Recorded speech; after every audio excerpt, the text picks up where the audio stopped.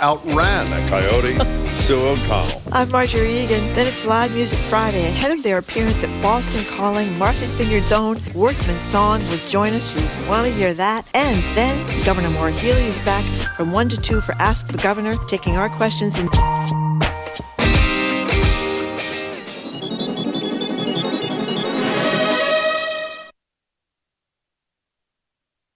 Live from NPR News in Washington, I'm Corva Coleman. There's no agreement so far in negotiations between congressional Republicans and the White House on increasing the nation's ability to borrow money. The federal government will run out of money as early as next Thursday and won't be able to pay its bills unless Congress votes to increase the debt limit. Deputy Treasury Secretary Wally Adeyemo says even if the debt default is averted, the crisis is already costing the U.S. money. We're already seeing the cost of this debt limit impasse. A few weeks ago, we auctioned off debt for the U.S. government, and we paid $80 million more than we would have but for the debt limit impasse. So the cost to the American people of the decision to create this manufactured crisis is real, and we need to end it as soon as possible. He spoke to CNN. A super typhoon that wrecked the U.S. territory of Guam this week is now headed toward the Philippines. As Ashley Westerman reports, the storm is expected to clip the northern part of the Philippines over the weekend. Typhoon Mawa continues to grow in intensity as it heads west across the Philippine Sea, with maximum winds topping 130 miles per hour, according to Philippine forecasters. The storm, which will be known locally as Typhoon Betty, is likely to bring heavy rains, landslides, and gale-force winds across the northern part of the Philippines' main island of Luzon, beginning Saturday and lasting into early next week. The Metro Manila area is also expected to get monsoon-type rains. However, forecasters say the storm may not actually make landfall in the Philippines. The super typhoon swept across Guam as a Category 4 storm on Wednesday evening, downing trees, battering the shoreline, and leaving thousands without power and telecommunications. For NPR News, I'm Ashley Westerman in Calamba, Philippines. The disease known as Mpox could resurge in the U.S. this summer. A new report from the Centers for Disease Control and Prevention shows where it's most likely to happen. NPR's Ping Huang has more. Jacksonville, Florida, Memphis, Tennessee, Cincinnati, Dallas, and Houston. These are some places with substantial populations of people at risk of Mpox because of low rates of vaccination. Mpox is a viral disease that spread across the U.S. last summer. It spreads most often through sexual contact, and gay, bisexual, and other men who have sex with men with multiple partners are considered at risk of getting it. According to a new modeling study, more than half of the population at risk lives in places the CDC considers under-vaccinated, which puts them at risk of large, sustained outbreaks that could last for months. The CDC recommends that people at risk get the Mpox vaccine to protect themselves and limit potential outbreaks. They're free and they're offered through local health departments. Ping Huang, NPR News. On Wall Street, stocks are sharply higher. The Dow Jones Industrial Average is up 332 points, or more than 1%. The Nasdaq is up 220 points. This is NPR. Good morning. With the latest from the GBH Newsroom, I'm Henry Santoro. State leaders celebrated a milestone for offshore wind development yesterday in New Bedford. A ship arrived this week carrying equipment for Vineyard Wind's offshore farm, the first commercial project of its kind here in the country. Massachusetts Clean Energy Center CEO Jennifer Deloisio emceed the event. Like many of you, I've been to this port many times over the years, patiently or not so patiently waiting for the real action to come. And now when I come here, there's always something new to see.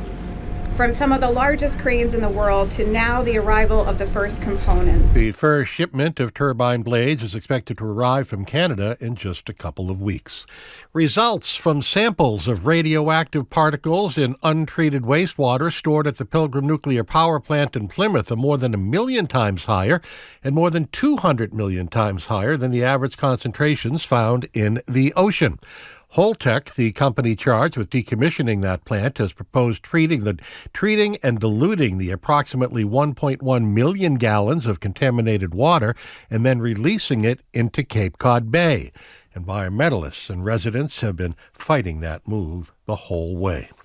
In sports, Red Sox continue their weekend swing. In Arizona, they open a 3-game series with the Diamondbacks tonight. Back to Miami for the Celtics and Heat, Game 6 tomorrow.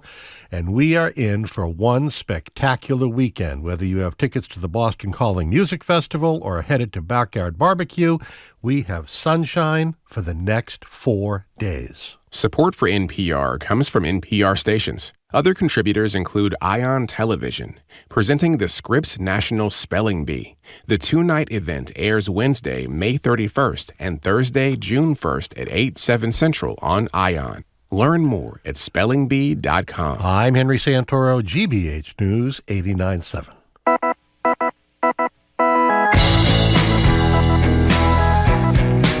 He's Jim Browdy. I am Marjorie Egan. You're listening to Boston Public Radio, 89.7 GBH. We are broadcasting live from the Boston Public Library, as we do every Friday and every Tuesday.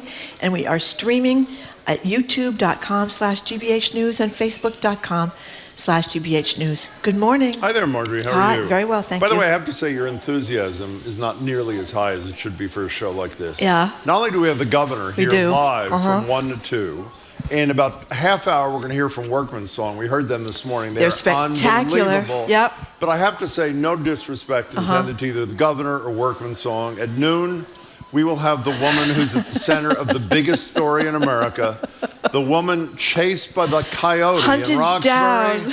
That'd be Sue O'Connell. Our media maven. Yes, indeed. That's right. The coyote was after her, jumped the dog. fence and everything. And the dog. So Memorial Day weekend is almost here, and if the weather reports are to be trusted, it's going to be stunning. And if the wild animal reports are to be trusted, it's also going to be dangerous.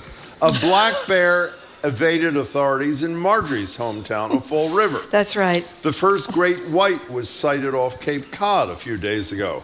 And as I just said, our own media maven, Sue O'Connell, Usain bolted her way across a Roxbury playground to protect her dog Maud from the jaws of a coyote. So our number is 877-301-8970 for calling or texting.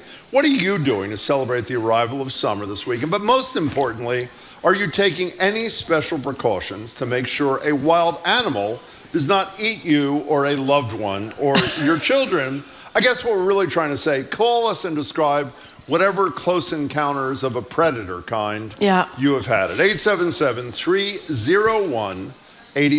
By the way, we're making light of this, but Sue was literally chased by a damn coyote, which jumped the fence a at the pretty playground. high wrought iron fence. It was saw it. like at the equestrian championships It at was the Olympics. exactly This like coyote that. went right over a 4-foot fence. It was pretty You spectacular. ever been chased by a... No, I have anything? not. But why don't we start with your ridiculous story, which you keep telling for Which years. is what? I don't think it's true, and I think no one else seems to have experienced this. But you're a story about being the only person in America who seems to be chased by turkeys who are always aiming For my at your crotch. crotch. Yeah, Exactly. yeah. I've never heard anybody else First tell of all, that it story, has but you, happened- Jim. Well, I'm going to tell it again right now. It's a little Thank you for odd, asking. a little weird. It has happened to me very near your house in Washington Square. That's right. A turkey came pecking for my private parts. Harvard Square, Central Square. Yeah. Wild turkeys' heads, for some reason, are exactly at a certain level for certain men. And by the way, you're making light of this. Did you read the story carefully in the Globe about Sue? I don't want to give it all away.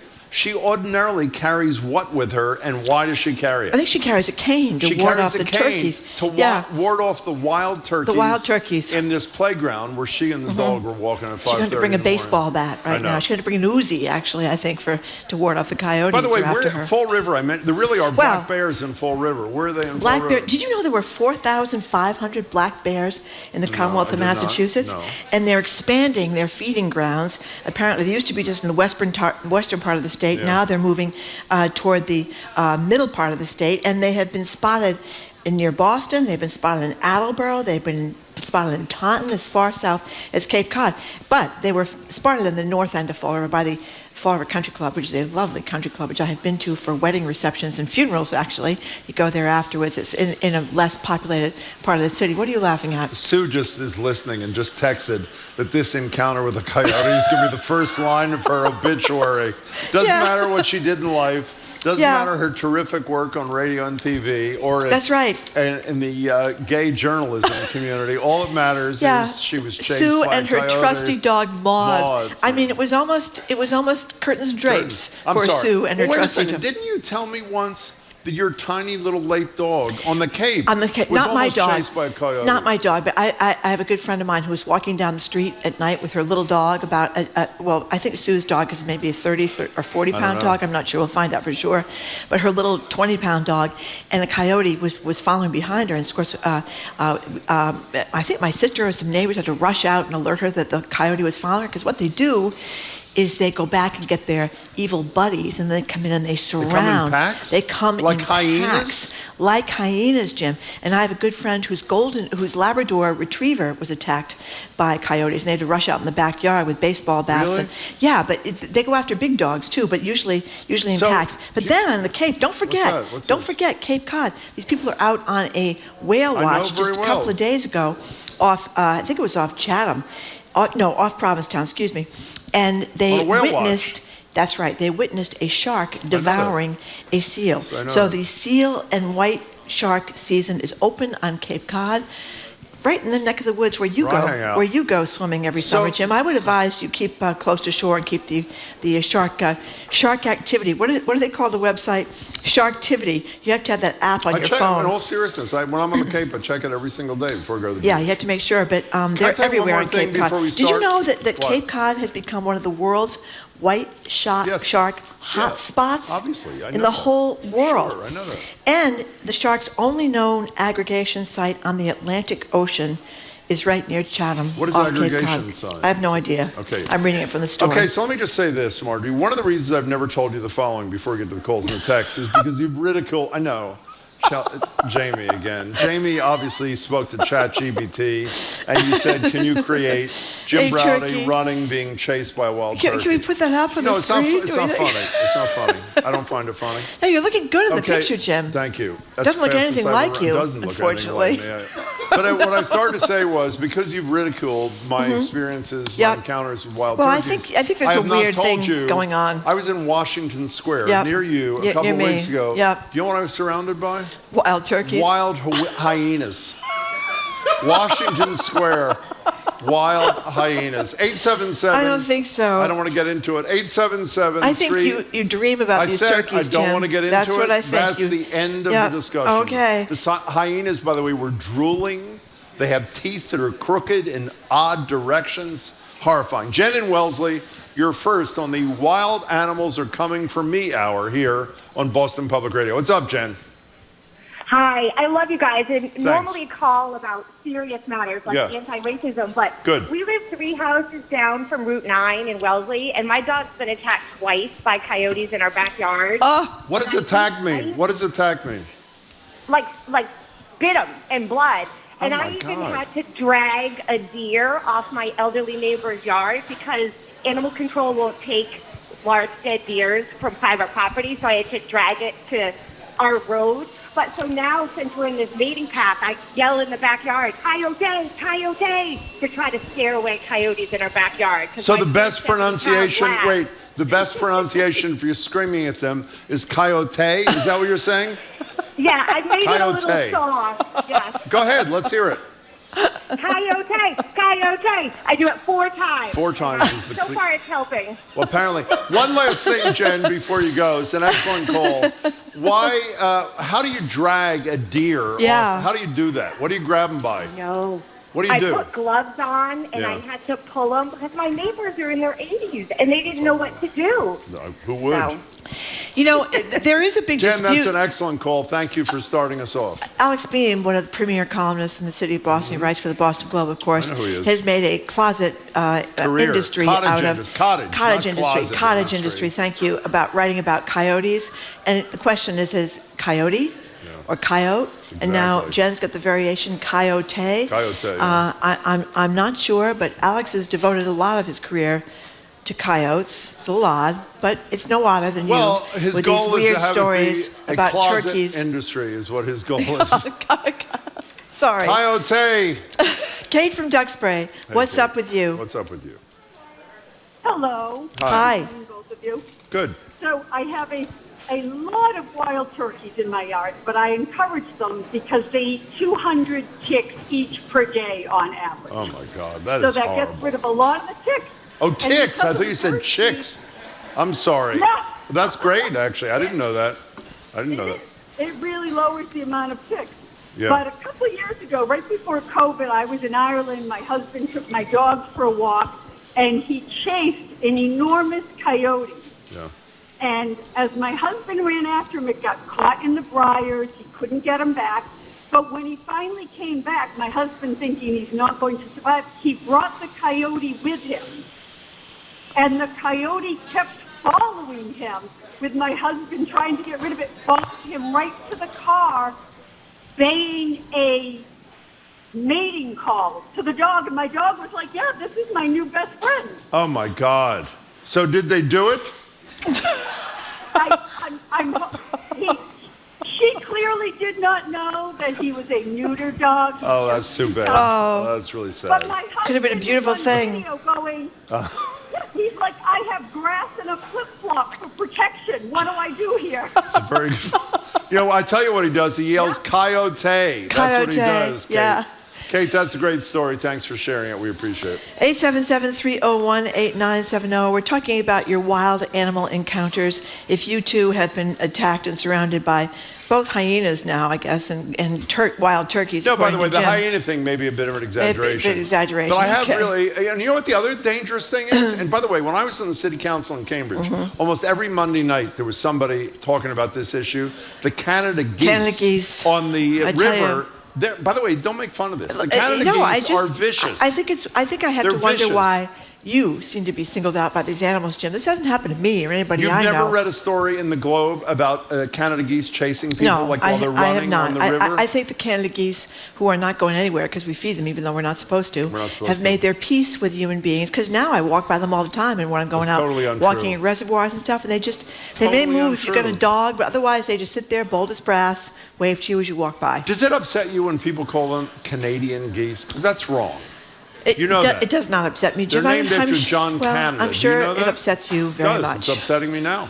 Let's go to Healey in Rhode Island. Hi, Healey. Hey, Healey, what's up? Hi, good morning. Hi there. Good morning. So I grew up in northern New Jersey, and it had quite a large population of black bears. Does? And yeah, oh, absolutely. Okay. And when they would come into our backyard, my mother would be exasperated with them. They'd try and get in. They'd try and eat the trash out of the garage. So she would send me and my little brother out there with pots and pans to just scare them away. She'd send the kids out to scare away. Isn't that mom's job, That's pretty Healey? good, actually. No, that's why she had kids. Oh, okay. I'm sure. So what happened? Did you scare them away? Oh, yeah, they'd scurry off into the woods, sometimes up a tree, which was very funny. Well, that's what they say, that bears are very scared of humans, and if you see a bear and you are a human being, that you go out and make a lot of noise. But isn't that easier just said? like Healey said. It's still terrifying. Yeah, I mean, They're I would huge. be petrified. Thanks, Healey. I would hide in the house. I mean, Sue did, our media maven Sue O'Connell did everything she was supposed to avoid the coyote attack. Now, she's going to tell us in person when she's here in a little while, but she's going to be here at noon, I believe. Is she not? She is. She's going to be on Zoom, but she is. She's going to be on Zoom, that's right, because she's still afraid to come out of her house. I don't blame her. After that harrowing attack. By the way, did you see this text that says George Santos is part coyote? Did you know that? He is. Thank you for that. I had forgotten that. That's obviously true. Oh, Roy the Claw Norwood says his My Pillow from Mr. My Pillow. It's best protection. It's best protection for coyotes.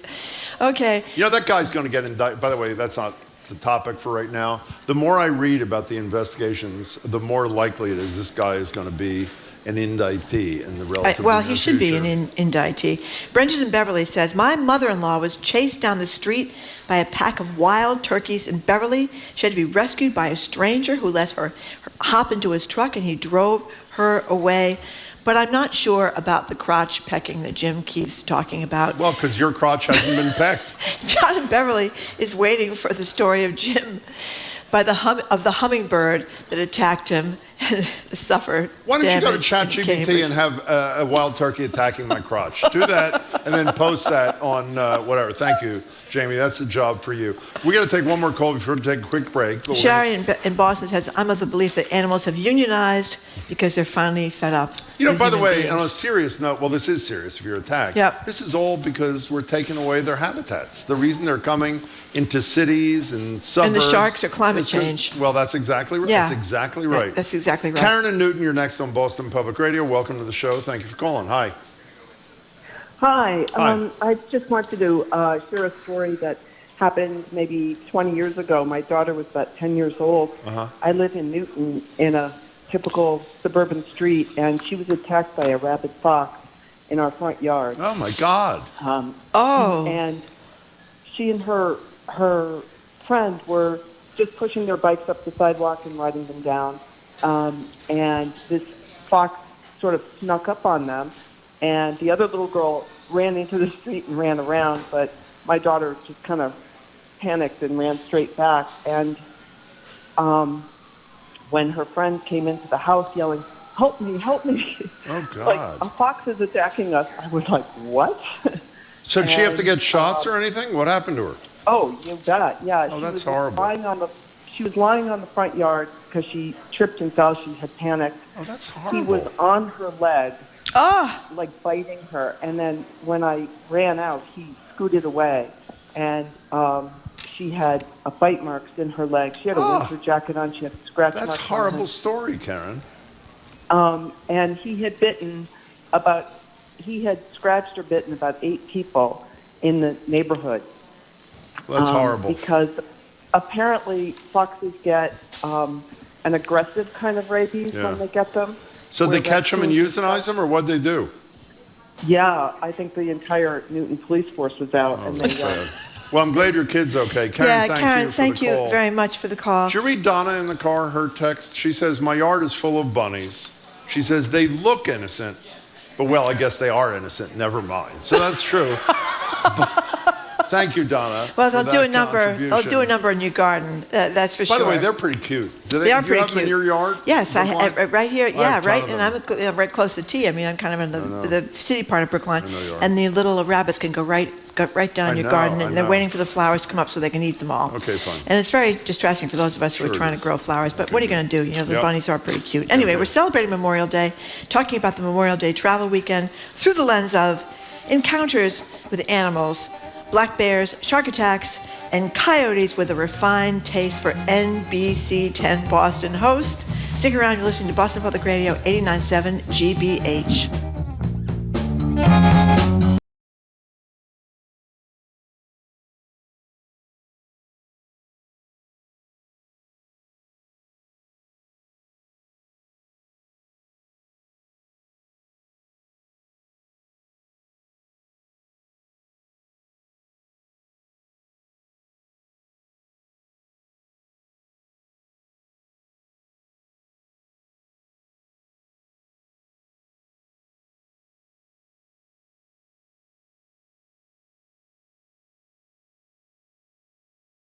Tattoos and continuing this beautiful tradition. Tattoos as a symbol of faith. That's next time on The World. This afternoon at 3, here on GBH News 89.7. Support for GBH comes from you. And the Boston Foundation. Knowing it will take all of us to improve lives and strengthen communities, TBF partners with leaders and changemakers to close opportunity gaps, advance equity, and power a better Boston. Learn more at tbf.org. And Mass General Brigham Health Plan, a health plan connected to a world-leading healthcare system, committed to providing innovative plans, coverage, and a broad network of doctors. Learn more at massgeneralbrighamhealthplan.org.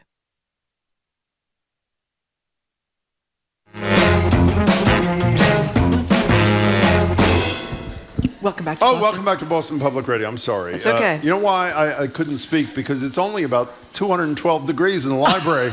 So if you want to really sweat, come on down here. You'll see the governor at 1. Workman Song is going to play in 10 minutes. They're great. And Sue O'Connell, probably the biggest story in the news right now, will join us a little bit after 12 o'clock. What we're talking about is wild animals taking over Massachusetts as we enter Memorial Day weekend. Are you planning your weekend around avoiding these wild animal encounters? Our number's 877-301-8970. And Jim claims he always has these wild animal encounters where turkeys are chasing him and aiming at his crotch. No one else seems to have this problem. Yep. But Tammy from Bedford What'd she is say? wondering if Jim's turkeys are trying to remove ticks. What do you think Thank about you. that? That's very funny. And there's Thank there's you. been black bear sightings in the north end of Fall River, and I know that. I'm getting some text messages from some of my family members. Oh, what are they saying? Well, they're talking about how a family member that might be mad at another family member is trying to entice them up to the north end of the city to go for their walks or their jogs, and now they're a little bit suspicious about why that was happening. By the way, Marjorie's relatives in Fall River, Marjorie's always criticizing state employees who retire early. Her relatives retired at 32 and on full pension. Not all of them. Most of them, from state service. Yep, and you know what they're all doing now? They're going to live a long life. They're all going on cruises. And they say, here she is, the college girl, still working into her old age. Okay, 877-301-8970. Justin from Newton, how you doing with the bears, sharks, turkeys, whatever you got going over there in Newton? Hi there. Thanks for taking my call. Sure. So about 20 years ago, Newtonville was one of the first places to bring the turkeys to life. And we shut off mail delivery because the turkeys were so aggressive. And Animal Planet came and did a Thanksgiving special on it. No. Yeah, so Wow. so I sat at the supervisor's desk, and when the carrier walked by, I gobbled, and I get to see it on TV on Thanksgiving night. No, wait a second. You were on Animal Planet gobbling? Yeah, Could you do me a follow him favor? around. That's the most exciting news we've heard today, Justin. Could you send us a link to you gobbling on Animal Planet? Is that possible? Maybe you could do us a gobble now. Huh? And I heard the turkeys were saying it's a contest to see who could hit you. That's incredible. Marjorie, why don't you make the request you just mentioned to Justin? Would you like to give us a little gobble demonstration right now, Justin? Go ahead, Justin. Gobble, gobble. That is really wow. something. Want to do that one more time? I'm sure your family's really proud, Justin. Go ahead. What? I'm part of the union, so you got to pay me. Okay. Justin, that was a good call. Thank you, and congratulations on your star turn. We appreciate it. Okay. Somebody just said they were attacked in the South Bay Shopping Center in Dorchester by a wild animal. Wow. It's getting a little too close What do you mean to home. somebody just said it? Who said it? It wasn't signed, I don't think. Oh, okay. Let's go to Ben Kate. from I'm Peabody sorry. thinks Jim still carries a scent of nightly Hebrew national bologna sandwiches, salami which the sandwiches. wild turkeys are attracted to. That could be I the wish problem. I did. Problem, Jim. Let's go to Kate in Watertown. We're talking wild animals right in our faces or other places. Hi, Kate. Hi, how are you? I have to first apologize. I feel like last week I was a little hard on you about the cargo shortage. Oh, you were actually. I apologize. You were, and I was upset about it all weekend. So it's a little late to apologize, Kate, but nice try. I'm sure.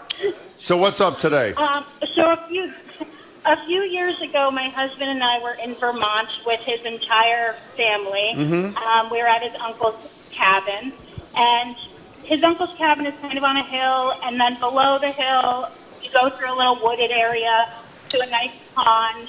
And his aunt had been telling us all weekend to be careful because there was a black bear in the area. And so my husband and I, one afternoon, we're walking up from the pond and we're holding hands and we're being really cute, which is rare for us. And I hear a rustling in the wooded area, Oh, my and I God. freak out. I drop my husband's hand and I run up the hill faster than I've ever run in my entire life. Who would blame you? And it turned out that it was not a black bear. What was it? But it was his hippy-dippy uncle who had been saving their dead 6-month-old Christmas tree, and he was dragging it through the woods to the compost. Well, And my husband kept saying, "But you dropped my hand. You left me." And I was like, "That is your own problem. You should have also run." Let me tell you, Kate, you are so That's right. right on about everything except cargo shorts. No. That was a beautiful story. When you see the Lovely story. black bear, it's every man or woman for themselves. Absolutely. Run Just, faster. You got to do what you got to do. Kate, thanks for the call. We really appreciate it. Now, one of the Gary from Brockton says, one of the first nights in our house, right after our wedding, my wife and I heard these hellish screams and wails in the middle of the night. They'd moved out of the city into the burbs. Apparently, there were 2 raccoons who climbed atop 2 trees, having a vicious fight. The trees were swaying. My wife called the police, and the cops said, "Welcome to the suburbs, ma'am." Wow. By the way, are you not, we're making light of this. So you're not, forget the turkeys for a second. The worst they do is peck you. Are you not a little nervous about coyotes or bears? I am in your nervous about neighborhood? coyotes, yeah, especially Would if you you have a know dog. what to do if you saw a... Well, I think you have to go out with a baseball bat now. And, that'd be you great. Go out and up to a black bear with a baseball bat. That's a good idea. Well, you're not supposed to do the baseball bat with the What do black you do with bear. the bear? You're supposed to do the pots and pans and make lots of noise. What if you're not carrying with the pots coyote, and you're supposed to be pans? very aggressive. Well, you have to carry pots and pans with you everywhere you go? That's going to be really cumbersome. Maybe that's it. You put them in a By backpack. the way, Jamie, who literally, our annual evaluations are in June. And this is what he's going to show to our boss. I love it. The excellent work he's done on ChatGPT. You look kind of, oh my goodness, there you go, being down the chased street. by wild turkeys. I mean, really, it's really Jim in Situate, thank you for calling. pathetic. Well, here's another one, Jim. Hello, Another Jim. one here. What's going on? Sorry, Jim. Marjorie's being immature. What? That's okay. Just tuning in. So I'm just excited that this wildlife is coming back. Oh, exactly. Because growing up, I rarely saw a coyote. Well, that's true. Now I go to these Audubon. There's a couple of Audubons right near me. Yeah. On the South Shore, and I'm in there a lot, and I've gotten within feet of these. I call them. They're basically wolves. They're like these coyotes. They're healthy. They're pretty big, and they're not afraid of us. They're not intimidated by us. And they do not, and they're not aggressive. I've never had an aggressive experience with a coyote. I'm out there photographing them a lot. Jim, you got to stay tuned at noon when Sue O'Connell gets here. The damn coyote in Roxbury jumped the fence to chase after Sue and her dog. That's pretty aggressive, don't you think? Well, I would agree, but that coyote probably was sick. Oh, it could be. You're right. Probably stressed. Right, true. I mean, I would know if go near a sick coyote. No, I wouldn't either. I mean, it's hard to tell if they're sick. You know what I mean, Jim? Well, yeah. Right. No, I agree, but I just don't want to see people overreacting. I agree with that. I think in the state of Massachusetts, you're allowed to. I think you can shoot coyotes year round. Yeah, that's good, Jim. Thank you for an excellent scientific call. What's going on CNN is obviously they're listening to our show. What's going on CNN? Something to do with sharks, I think. Yeah, I just saw something to do with shark beachgoers. We're the most famous shark place apparently Well, you in the said we're the entire greatest world. aggregator, even though you don't know what that means. Listen to this. This is from Beaver from Forge Village, Mass. Yeah, He what did says, he if say? you fear wild animals, go to New Hampshire, buy a pack of firecrackers. When you go for a walk, open up a whole pack of firecrackers, put them in a Ziploc bag with a lighter. If you see a coyote, bear, etc., light them and throw them, and then exit the area. That's an excellent story. We only have time for one more, and it's you, Rich in Haverhill. Take it away, Rich. Welcome. Hey, Jim and Marjorie, thanks so much. I got to say, though, thanks for taking me last, but I feel so mundane now after hearing some of these coyote I understand. stories. It's tough. Go ahead. I learned something from you today, Jim, What's that up? it's Canada geese, not Canadian That geese. is correct. The true name is, but that's not the real name. The real name is Vicious, Awful, Nasty Poop Machine. Yeah, they can be. They are crapping all the time. That's true. Have you ever been on a golf course that's inundated by Canada geese? Oh, my God. Oh, my God. It's awful, awful, awful. I remember one day, I mean, it's like little dog poop. I mean, it's huge. They do it a lot. I can't believe it. I never understood it. It's outrageous. Holy moly. Yeah. Plus, if you hit them with the ball, which we usually try and do. That's great. Whatever. That's probably illegal. You know, they come after you sometimes. It's pretty funny. They'll start flapping their wings and honking and stuff and start chasing it. It can be fun. Yeah, but Rick, how would you feel if the geese were hitting a golf ball at you? That's right. Exactly. That Thank would you. be awesome. Remember the guy? Thank you, Where was the Rich. guy that went after the goose on the green at some killed golf it or course? And I don't know if he was life threatening or he injured the thing. You know what happened to him? No. 3 to 5 at Walpole. No, is that true? So you better watch out. Someone did go to jail for hitting the golf ball at a... He didn't really get 3 to 5 in Walpole. Well, somebody Jim, did. but he did get arrested on animal cruelty charges. So Wow, you got to be should. careful on those golf courses. Okay, we are done. We are done. Everybody We're be not safe. done. We're done be with safe this. this weekend because it could be vicious out there in the backyard. And Sue is coming at noon to tell us... She's coming at noon. But coming up, it is the weekend of Boston Calling with acts like the Foo Fighters and Jim's new favorite band, King Gizzard and the Lizard Wizard Wizard taking Lizard. the stage. Wizard Lizard, Or is it whatever it Lizard is. Wizard? Wizard Lizard Yeah, or yeah, Lizard whatever Wizard. it is, yeah. Whoever they are, I know you love them. I do. But we have snagged a really great band. You don't want to miss this. Martha's Vineyard's own Workman Song is playing on Sunday, but before they do, they're here for a Boston Public Radio Live Music Friday treat. Arguably just as big of a deal, no doubt. You're just after the break. You're listening to Boston Public Radio 89.7 GBH. We are broadcasting live from the Boston Public Library, and we are streaming at youtube.com/GBH News and facebook.com/GBH News.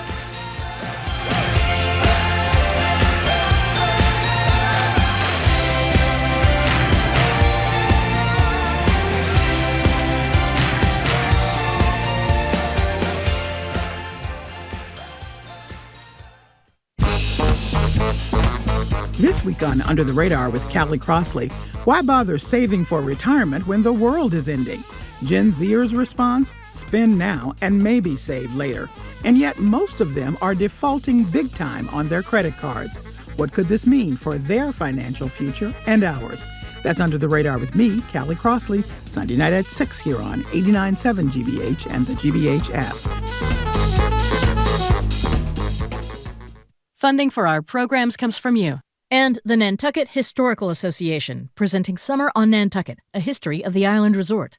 A major exhibition on display at the Nantucket Whaling Museum, opening Memorial Day weekend. Learn more at nha.org. And Babson College. With a Babson MBA, you can build entrepreneurial skills and help make an impact at the school ranked #1 in entrepreneurship by U.S. News & World Report. More at babson.edu/MBA.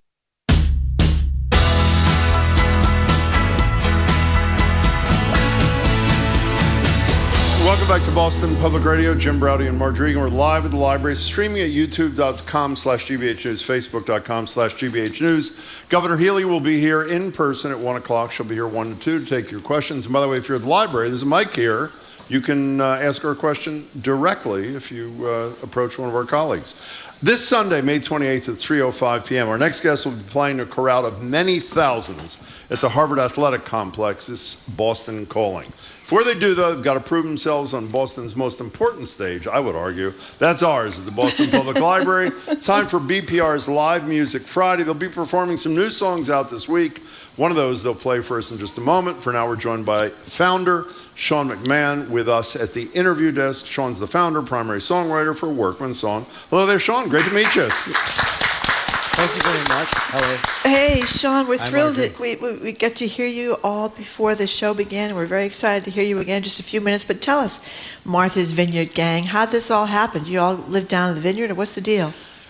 We all basically do, give or take. It's a weird place to live, but yeah, my wife and I are local. Ted's local. Kelly, who's taking care of our kids right now, she's local. The kids are local, obviously. Yeah. So did you take the ferry this morning, or what? We took the ferry yesterday. If we had taken it this morning, I don't know how we would have gotten here in time with 2 kids. But yeah. That's right. That's right. So that doesn't explain how this all came together. I mean, how did this thing happen? What's the genesis of Workman Song? Well, it started, I suppose, in New York.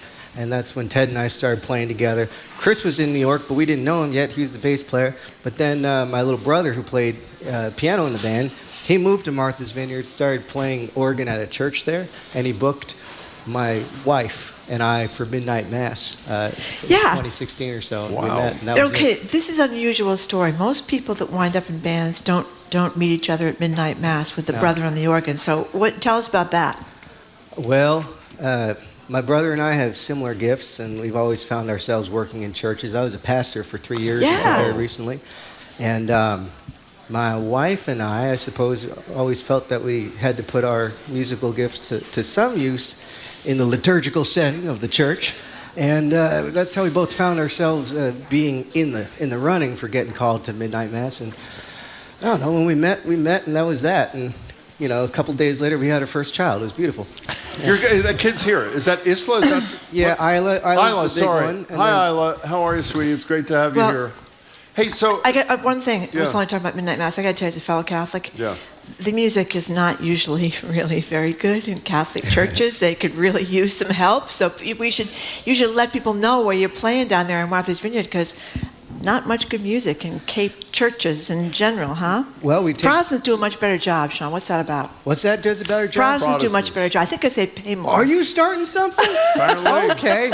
Yeah, we converted to Catholicism like this year, so like we're in the middle of it. Okay. You know, Baptist minister, I had to step down because I was convinced, but music, yeah, I mean, I used to work at Concord Baptist Church in Brooklyn.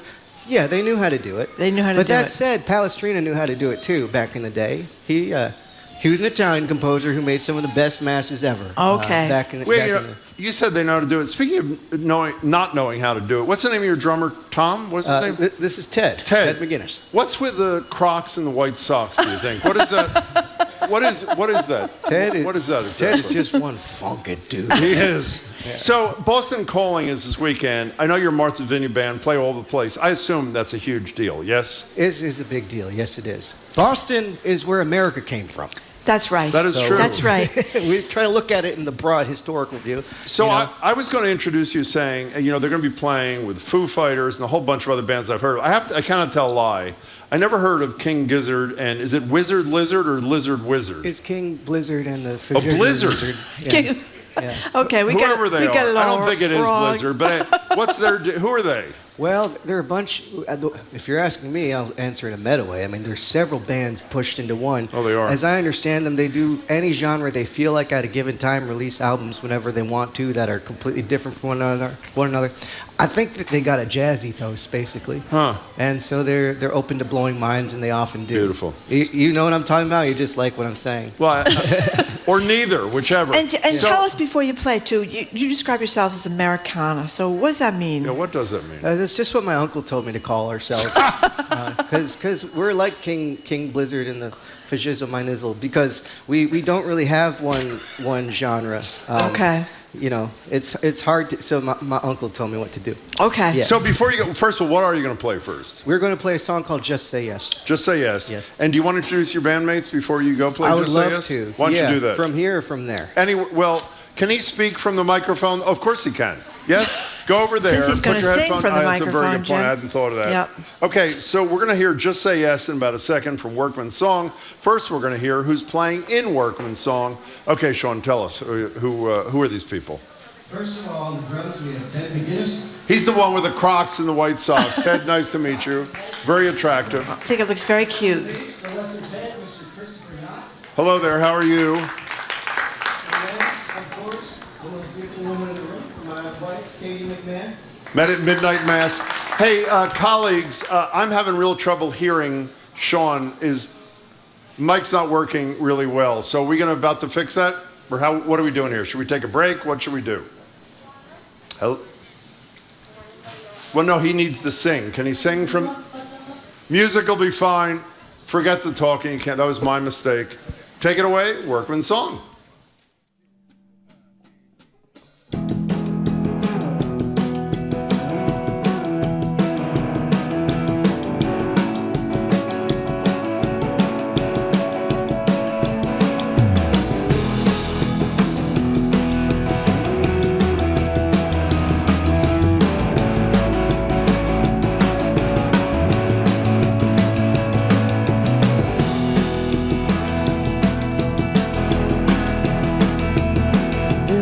Feels a bit like a battlefield, winners and losers, and wounded men.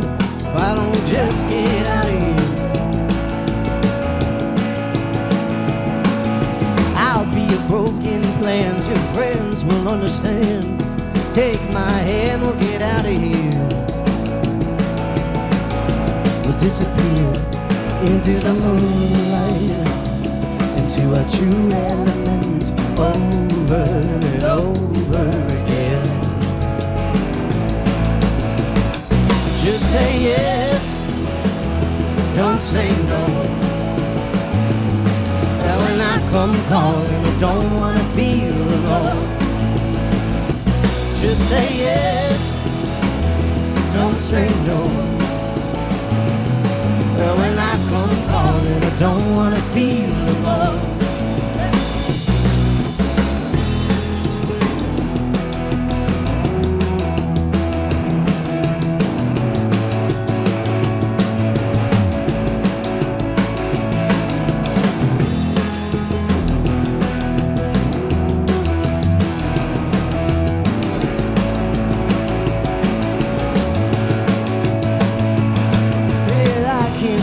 Just to dream these dreams of you and me make me feel terrified.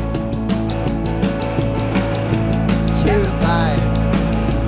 Wake up in a cold, cold sweat.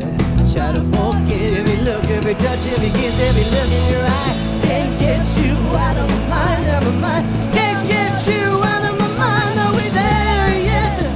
'Cause you've been riding my chariot over and over again. Just say yes, don't say no. No, when I come calling, I don't wanna feel alone. Just say yes, don't say no. No, when I come calling, I don't wanna feel alone. Just say yes, don't say no. No, when I come calling, I don't wanna feel alone. Just say yes, don't say no. Girl, when I come calling, I don't wanna feel alone. Just say yes.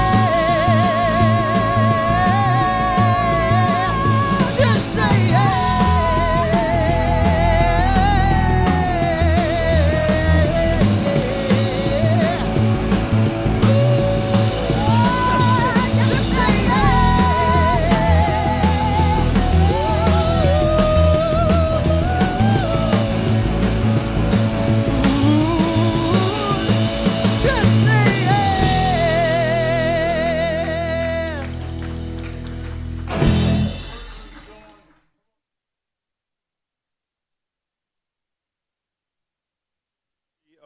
They're returning to the stage. I think, Katie, you're joining. Are you going to come back? You guys come in our direction if you can, just for a couple of more minutes to talk ahead of...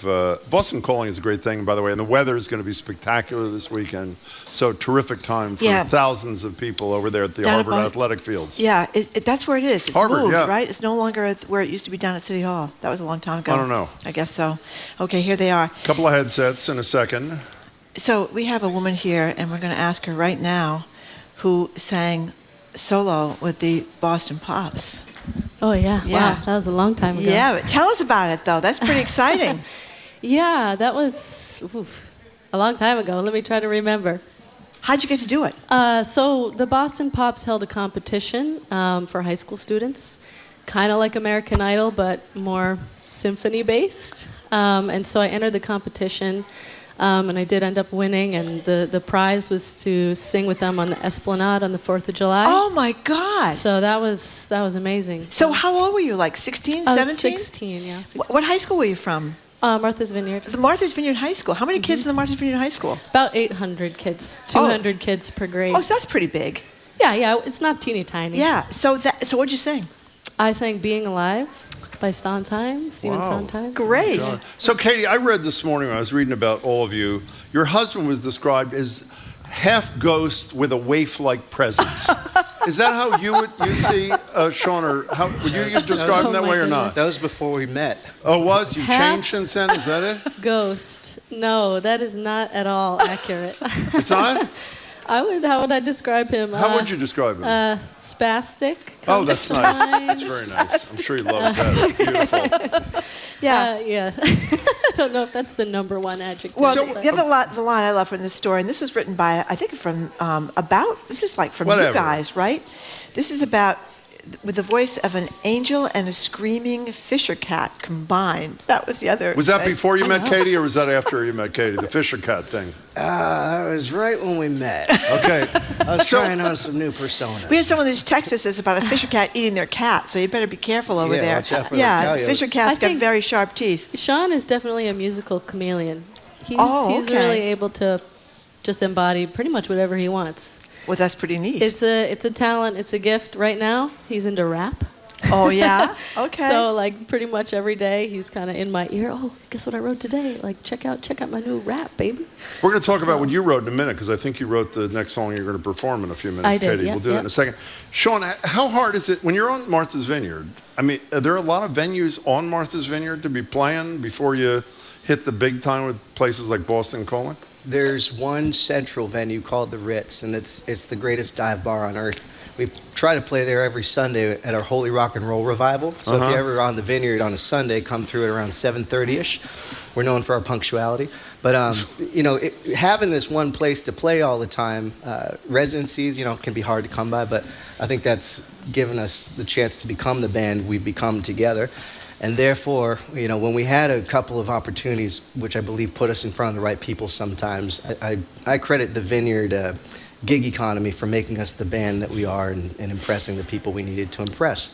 Katie, since you went to high school down there, I mean, we read so much about how Martha's Vineyard's changed dramatically. I mean, it's hard to cut it down there now year round. It's hard to cut it in general. I mean, because it's so expensive. Yeah. It is.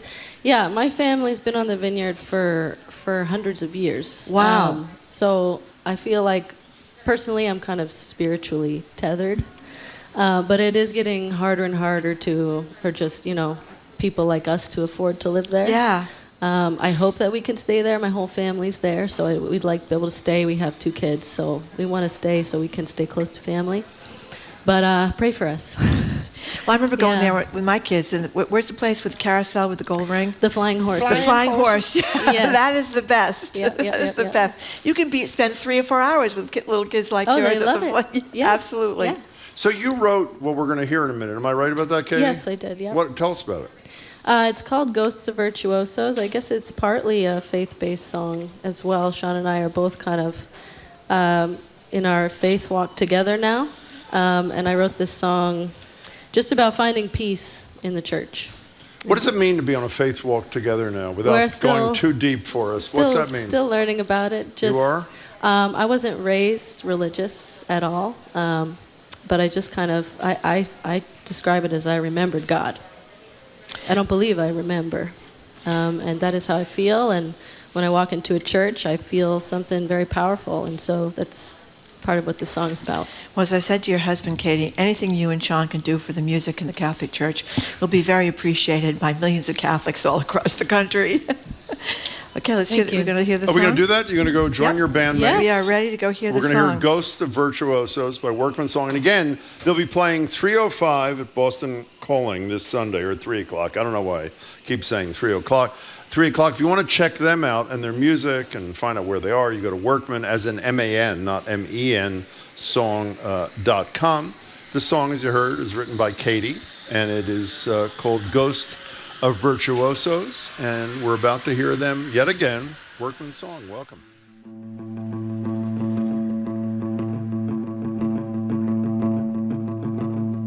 I've been hearing footsteps, the noises in my closet, ripping back the window blinds just to find that there's nobody there. Yeah, I'm starting to hear things, melodious moaning, the quiet lamenting of somebody languishing under the floor. I seem to find a peace of mind in the hallowed heart of the divine, and I carry with me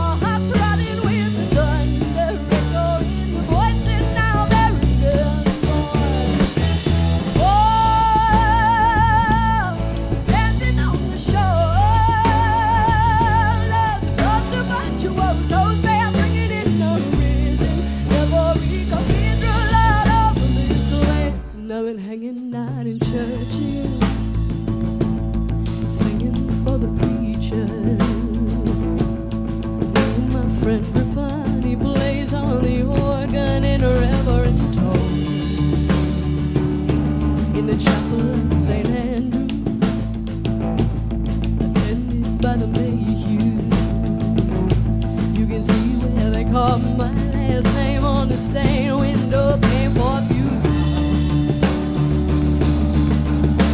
And I seem to find a piece of my mind in the hallowed hall of the divine. And I carry with me all that's ready to go.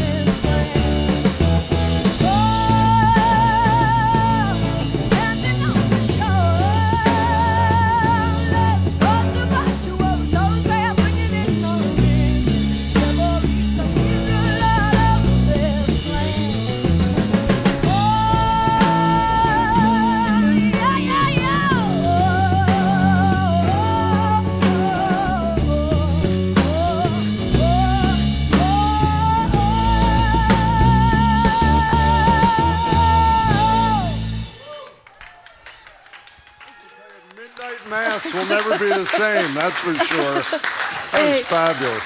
We have been listening to Workman Song. You can catch them this weekend at Boston Calling. They're going to be playing at 3 p.m. this Sunday. Our programs are made possible thanks to you. And Rockland Trust Bank, dedicated to providing advice and support to the community for over 115 years. More at rocklandtrust.com. Rockland Trust Bank, where each relationship matters. Member FDIC. Set sail on the SS American for a tale of love and whimsy as Broadway icon Sutton Foster stars in Cole Porter's classic musical, Anything Goes. Don't miss great performances tonight at 9 on GBH2. I'm Nightside News anchor Mary Blake, and you and I are listening to 89.7 WGBH HD1 Boston, online at gbhnews.org. GBH News with NPR, what matters to you. I'm Jim Browdy, ahead on Boston Public Radio live from the Boston Public Library. So whether you call it a coyote or a coyote is really irrelevant when it's chasing you and your dog through Marcella Playground in Roxbury. Lucky for us, media maven Sue O'Connell lived to tell the tale, as did her dog. Sue will zoom in from a safe location to discuss that, plus some stories that actually matter. Then we'll get a lesson in felting, courtesy of Karen Tran. She's the woman behind Tiny Felt Joy. It's a TikTok account that's racked up millions of views from all over the world. I'm Marjorie Egan. Tech guru Andy Anatko is back to bring us up to speed on the latest AI headlines and what was really behind the Musk-DeSantis Twitter flop. Then from 1 to 2, Governor Maura Healey will join us for another session of Ask the Governor, taking our questions and yours. We'll ask her about getting banned from Russia and, of course, her assessment of the Celtics play and chances of winning the big one. All that ahead on Boston Public Radio 89.7 GBH. Live from NPR News in Washington, I'm Lakshmi Singh. The White House says the contours of a debt ceiling deal are largely worked out, including on discretionary spending and defense spending. But sticking points include work requirements and permitting. The deal would raise the government's borrowing limit for 2 years, as the New York Times first reported. And a source tells NPR the agreement cuts some federal spending and puts caps on discretionary spending. The source, who spoke on condition of anonymity to describe the behind-the-scenes discussions, also says work requirements is a place where both sides have dug in. But negotiators are said to be close on IRS funding. There are no in-person meetings yet scheduled for President Biden to meet with House Speaker Kevin McCarthy, but negotiators continue their discussions today. Texas Republican Attorney General Ken Paxton is facing possible impeachment. A panel in the Republican-led Texas House of Representatives alleges Paxton abused his office. The Texas newsroom Sergio Martinez Beltran reports the Texas House could vote to impeach this weekend. There are 20 articles of impeachment against Paxton. They include constitutional bribery, abuse of official capacity, and retaliation against former employees. The allegations are largely the result of a Texas House investigation into a $3.3 million settlement Paxton is on the hook for. That money would go to 4 of his former employees who were fired in 2020 after accusing Paxton of alleged misdeeds related to an Austin real estate investor. Paxton denies any wrongdoing and says the allegations are illegitimate. He's been a controversial figure and is known for trying to overturn the results of the 2020 presidential election. For NPR News, I'm Sergio Martinez Beltran in Austin. A court case about a commonly used abortion pill is making its way to the U.S. Supreme Court. A new poll finds nearly 3/4 of women under the age of 50 do not trust the justices to decide reproductive health issues. NPR's Selena Simmons-Duffin has details. The KFF Health Tracking Poll asked more than 1,600 Americans this month about their views on a variety of abortion topics. Most Americans say it would be inappropriate for a court to overturn the FDA's determination that a medicine is safe and effective, the subject of a federal court case now underway. And 2/3 of the public have confidence in the FDA. When it comes to the political parties, 42% of people said the Democratic Party represents their views on abortion, compared to just 26% saying their views were represented by the Republican Party. And more than half of women under age 50 say they or someone they know have changed their approach to birth control because of concerns about abortion access. Selena Simmons-Duffin, NPR News. The Dow Jones Industrial Average is up 286 points, more than 0.75%, at 33,051. This is NPR News. Good afternoon. With the latest from the GBH Newsroom, I'm Henry Santoro. A father and son from Watertown are off to prison for 4 and 5 years, respectively, for running an elaborate lottery scheme designed to make themselves rich and help prize winners avoid paying taxes on their winnings. Court reports say that 63-year-old Ali Jafar and 29-year-old Yusuf Jafar cashed in 14,000 winning lottery tickets over roughly a 10-year period. They laundered more than $20 million in proceeds, then lied on their tax returns to cheat the IRS out of about $6 million. U.S. Attorney's Office in Massachusetts says although they reported the winnings on their tax returns, they also claimed equivalent fake gambling losses as a way to offset to avoid federal income taxes. In addition to the prison time, the two must also pay $6 million in restitution and then forfeit the profits from their scheme. Happy Memorial Day weekend. No surprise, more people will hit the roads and skies today, at least 1 million travelers in Massachusetts alone, so says AAA. Bookings for international flights are up 200% from last year, so you want to check your flight status at Logan as well as TF Green if you use that airport. In sports, Red Sox continue their weekend swing and a miss in Arizona. They open a 3-game series with the Diamondbacks tonight, back to Miami for the Celtics and Heat, Game 6 tomorrow. And we are looking at a lot of sunshine for the next 3 days, mid to upper 60s today, mid-70s tomorrow, possibly mid-80s on Sunday. We're at 60 in Boston right now. Support for NPR comes from NPR stations. Other contributors include Mattress Firm, dedicated to providing personalized service with the goal of helping people sleep well so they can live well. Customers can shop their range of products in-store or online at mattressfirm.com. I'm Henry Santoro, GBH News 89.7.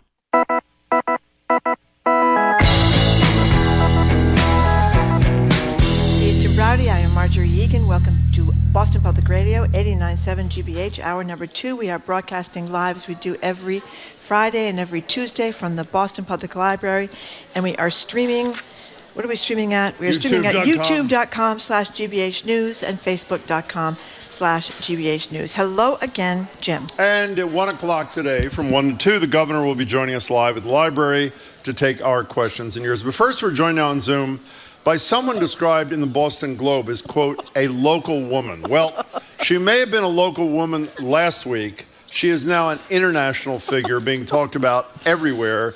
Our own, and I repeat, our own media maven, Sue O'Connell. Sue is the co-publisher of Bay Windows and the South End News, political analyst for NECN and NBC 10 Boston, and most importantly, as we all know, survivor of a Coyote attack this week in Roxbury. Sue O'Connell, we have never been happier to have you on the show. Thank you. You made it, Sue. You and Maude.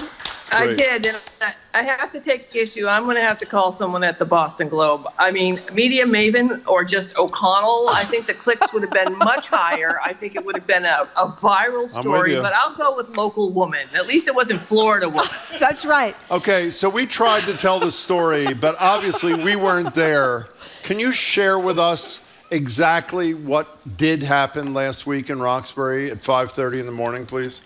I will, and I'll also on Tuesday morning, and I'll also update some commenters from the Globe Story, Universal Hub, and here just who had some issues, what they thought. Everyone's an expert, Jim. After these things, exactly, happen, absolutely. Right? So I usually am not more than 3 feet away from a weapon. I often have not a cane. I have a retractable baton that I often carry with me. Who wouldn't? 5:30.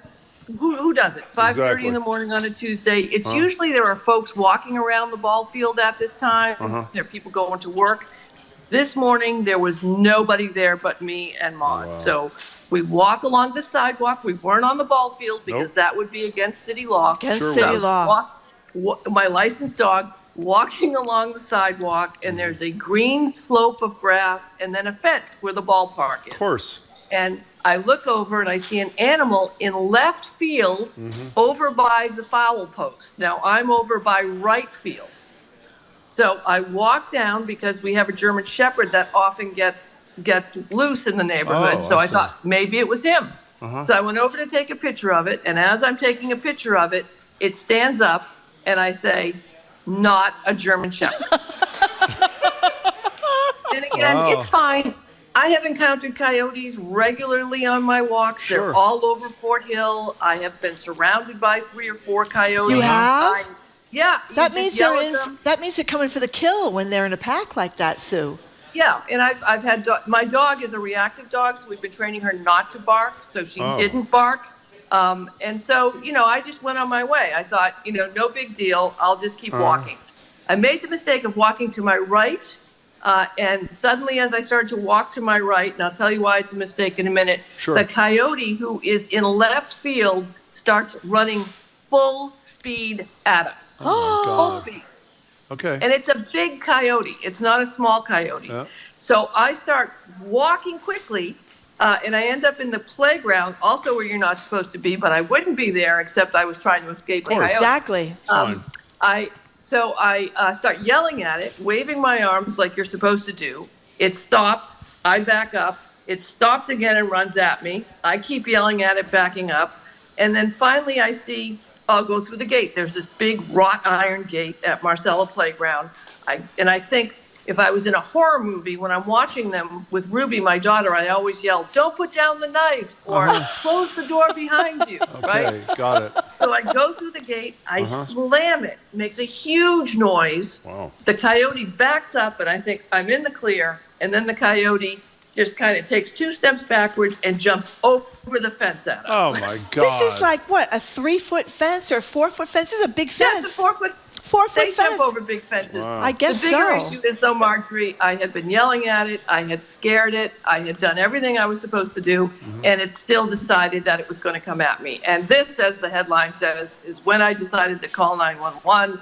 I yelled to Siri to do it for me. So we've been trying to get, I think I called into the state because when you call 911 from your cell phone, it goes, I don't know how it gets routed, but So I'm yelling at the Coyote while trying to get help from the 911 operator, and it's still coming at me. And a guy came around the corner on the truck and beeped the horn, and off the Coyote went. And then they connected me to 311, who told me that they were protected.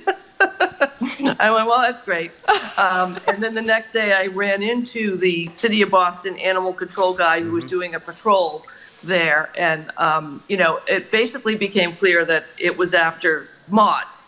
Well, And speaking Maud- of, by the way, we're talking to Sue O'Connell. And Sue, just to caution you, while this is a fabulous story, the show is over in 2 hours. So just keep that in mind as you're telling it, if you don't mind. I'm supporting a number of media outlets with the story right now. You certainly are. You certainly Now, are. can we introduce the discussion? We've dealt with the human aspect of the threat. That would be you. By the way, we are appropriately listing Sue as local woman, Coyote survivor. Sue, to get you in the mood to talk about your dog, here's the theme song for the great 1970s sitcom played by B. Arthur, and of course that would be Maud. Here it is. And then there's Maud. Then there's Maud. And then there's Maud. Okay, that's enough of that. Okay, so how did Maud deal with the whole horrible experience that you had to endure? How was that? How did Maud do? She was completely unfazed. So we get, like I said, we get coyotes a lot, and they often are howling outside our windows. Sure. And Maud thinks they come to Carol, and she's a beagle mix, so she kind of sings back at them. So I think part of the problem was that she just kept wagging her tail. So she was no help to me. Okay. Well, Sue, we're very glad you and Maud survived, but we have. Well, wait a second. We have some no, sound we here, don't. Jim. Before we get to that, I have to say I have a little bit of resentment. I'm trying to be as honest as I can. Sue's a longtime friend. You overnight, and you didn't do anything really to get. You are She now. did. No, She excuse escaped me. the coyote. She is an international celebrity, and we are reduced to this. First of all, you're not celebrities or people that have established a certain, profile. So that's what Sandra Bernhard said about us yesterday. What was Jim your will reaction? never get over what that, was your reaction actually. to the fact that we apparently have no profile, according to Ms. Bernhard? What do you think about that, Bernhard? Well, are you familiar with her work? I am. Yes. Okay, She's a fine. big deal. She's been in a lot of movies, TV shows, coast to coast. Okay, kind of enough thing. for her. So you have any Well, more you know what details you want to share or not? Started with Robert De Niro. What's that? She also has basically been dissing, Madonna for years. So I think you're in good company. Well, actually, I love her, though. That's part of the problem. It's really horrible when you love somebody who's dissing She you. got a great voice. But you had a point to make about an exclusive we apparently have, Marjorie? Yes, we do. We have Sue had the wherewithal to record sound from the chase in question, and we're going to play it for you now. But we should issue a warning, Jim. This audio I know this. may not be suitable for young listeners. Here it is.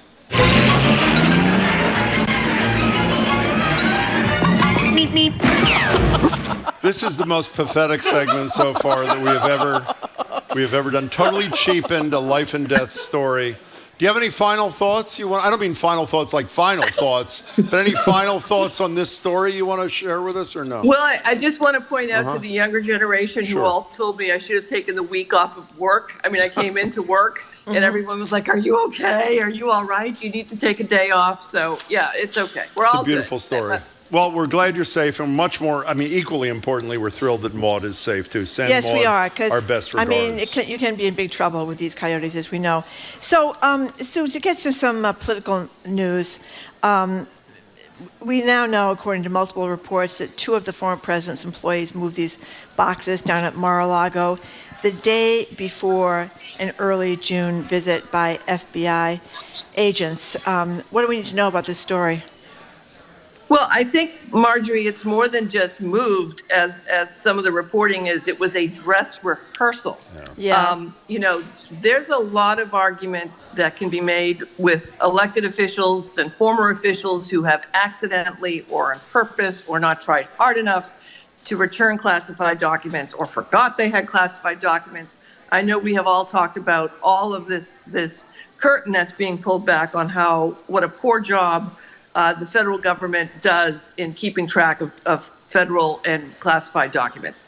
Having said that, this pretty much disabuses anyone of any notion that he either forgot that they were there or knew that he had, quote unquote, declassified or unclassified them because he thought he had the power to do that. The fact that they went through a dress rehearsal to move them.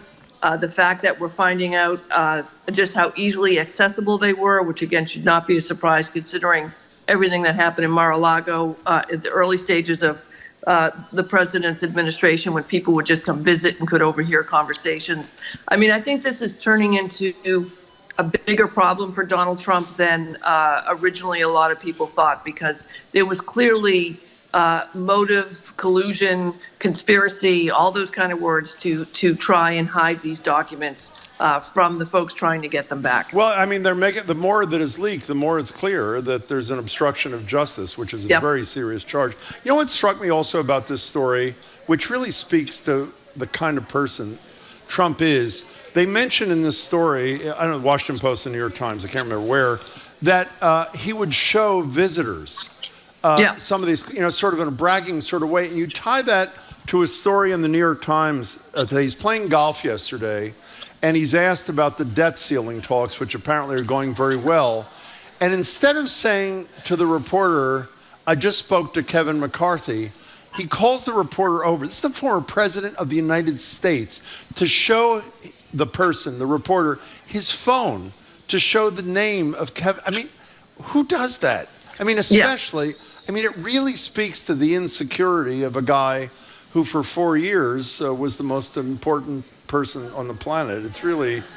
Yeah, the necessity to show off after you've already been president of the United States. That's what I was trying to say, yeah. You know, the necessity that you need to show off when you were allegedly, you know, a billionaire and have your name all over everything and was a TV star. I mean, Donald Trump has accomplished a level of celebrity and importance that many people will never even come close to, yet he still has to show that he can get Kevin McCarthy on the phone. Yeah, we're talking to local woman and Coyote survivor Sue O'Connell. Can we move to a story we touched on the other day, but my guess is you have a lot to add. This decision by Target to remove LGBTQ-related merchandise from its shelves, theoretically, out of deep concern for the safety of its employees. What do you make of this? Yeah, there's a number of issues here, Jim, and you're right that it's complicated in some ways. You know, Target has both an excellent and poor record when it comes to LGBTQ advancements. In the early days of Target being around in the 1990s, it actually was a sponsor of a number of local human rights campaign dinners back in the 1990s. Really?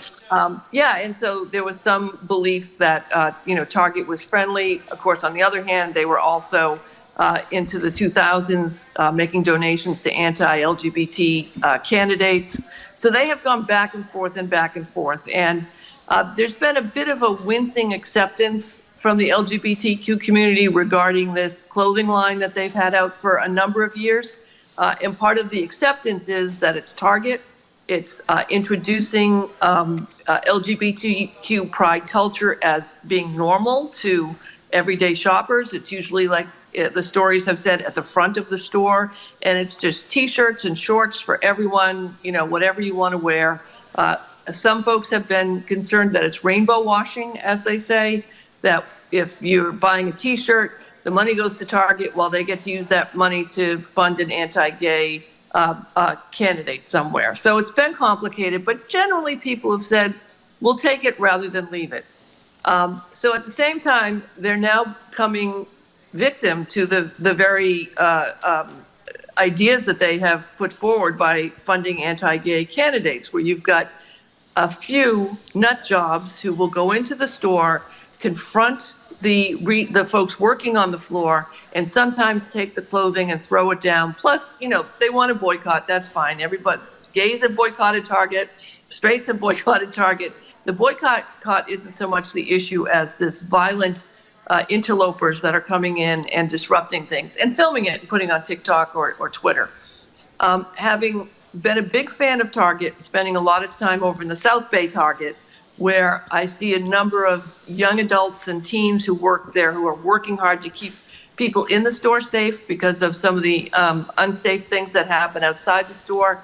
And having seen the TikToks where some of these really brave store clerks and retailers have confronted these nut jobs, I do think it is a combination of both Target responding to the concern that their staff has, Target dealing with the fact that they've created this situation to some degree, and Target looking at what's happening over at Bud Light, where it seems everyone is boycotting Bud Light for one thing or another.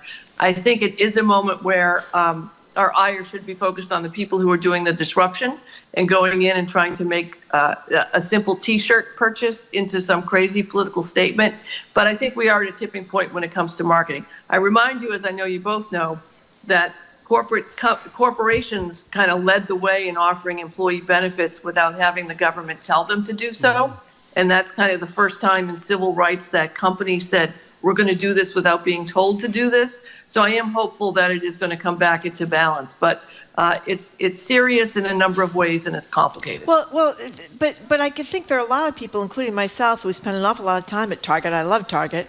I feel kind of, I don't want to go there now. And I feel as though if Target were really sincere in its support of LGBTQ stuff, what they do is they spend some money getting extra security guards, so that when one of these instances happen, they'd have someone there to make the employees feel better about it instead of knuckling under to a bunch of violent bullies. I mean, it doesn't seem that, I don't know, that doesn't seem that complicated to me. Am I wrong? Yeah, I mean, they say that they're keeping the bulk of the display through the holiday. They're moving it to the back of the store. They have removed a couple of items.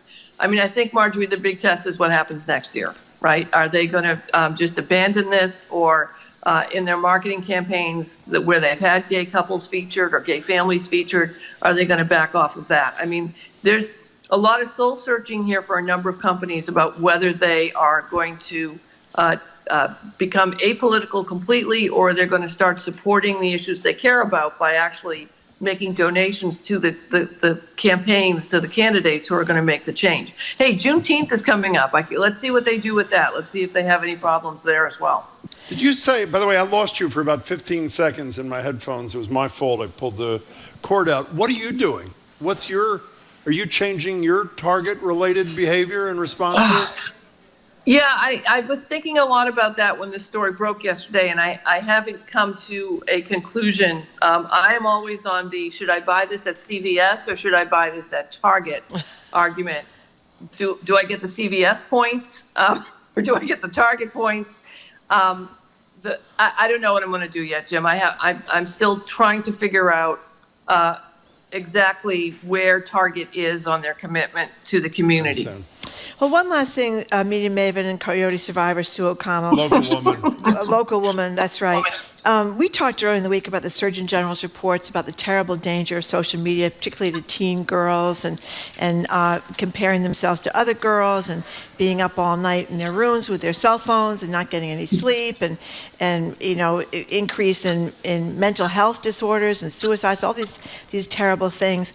But the Surgeon General and other people have pointed out that there is one group of teens for whom social media has been great in terms of finding other kids that are like them, which is kids that are gay and lesbian or trans. So there's a balance there, I guess. Yeah, I mean, it's interesting, not to stay back in the 1990s, but the first time I really understood what the internet could do was in 1993, when Elizabeth Birch, who was the executive director of the Human Rights Campaign, who had come over from Apple, we were having a conference, and she stood in front of a whiteboard, and she drew a map of the United States, a rough map, and then put little X's and said, these are all the little gay people, and here's the internet. And she connected them all together. Yeah. And said the internet is going to change how we can be connected. And for LGBTQ youth, especially those in rural areas, especially those in families that are not supportive, in so many ways, the internet has continued to be a place, in social media and TikTok, however you want to define it, where they can find community, they can find good information, and they can find support. That's why we're often concerned when some libraries have firewalls up about what you can and cannot access. So I do think we're at a maturing point when it comes to social media. It's good, it's bad, it's all about how we use it. And if we are able to find our communities in it, and obviously we've seen examples of people we don't necessarily forming communities on it, like terrorist groups and white nationalists and supremacists. but it does have a way that we could use it for good, especially for youth. Well, the only caution, just like we overdid it the other day when we were talking about Murthy, the Surgeon General's report, saying it's across the board bad without carving this out. Also in the LGBTQ community, especially young kids, you've and Marjorie described the good. There's a ton of cyberbullying too, particularly of LGBTQ. So the point is, nothing is quite, universal, and people have to be careful and discriminate and all those sort of things. Well, the thing about taking the phone to bed with you at night, I mean, whether you're straight or gay or trans or something, maybe. because I think you're not going to sleep. Well, that can be a lonely time too. So it can be a lonely time. So I don't know. I'm glad that my kids are grown up. So, Sue, listen, whenever Ruby was bullied on TikTok, I would ask her, how can we monetize this? You are brutal. So, I think 30 seconds. Are there any after effects of this trauma you as a local woman had the other day, or no? No, I mean, it is kind of funny because I kind of sent the email just to let the newsroom know that it happened, and then it has turned into a 5-day story. Yeah. Well, we're going to keep it going for another week or two, so we'll discuss you could be on next Jimmy week. Kimmel next or something. What do you I'd say think? so. Yeah. I did not break any laws. I did all the right things. You did. I just want people to know. So. That's right. By the way, if Jimmy Kimmel does call, you feel free to say that I've been attacked by wild turkeys, and so I'm happy to. You can come with me. I could come with you. Okay. Sue, we're proud of you. You're our hero. It's great to see you, Sue O'Connell. Thank you. Say hello to Maud for us, Sue. Maud. Oh, yeah. We've been Thank you. speaking with media maven and local woman who survived a coyote right here in Boston, the Fort Hill neighborhood of Roxbury. That'd be Sue O'Connell. She's the co-producer of Bay Windows and South End News, political analyst for NECN and NBC 10 Boston. And as she texted to us a little while ago, Jim, when Sue O'Connell departs this mortal coil, what would be the first phrase in her obituary? Local woman. Survives. Coyote survivor. Take from what you Roxbury. can. Okay, coming up, something a little bit more wholesome. TikToker Karen Tran racked up millions of views from around the world using felt to make these cute, tiny little animals and then placing them around Boston, kind of. Jean Luen Yang's 2006 graphic novel American-Born Chinese has been made into a TV show, and that meant changing some of the ways the story deals with Asian American identity and harmful stereotypes. Obviously, the conversation about Asian Americans, about race in general, has changed from then until now. We'll dig into some of those changes on All Things Considered from NPR News. Today at 4, here on GBH News 89.7. Support for our programs comes from you and the Office of the Massachusetts State Treasurer.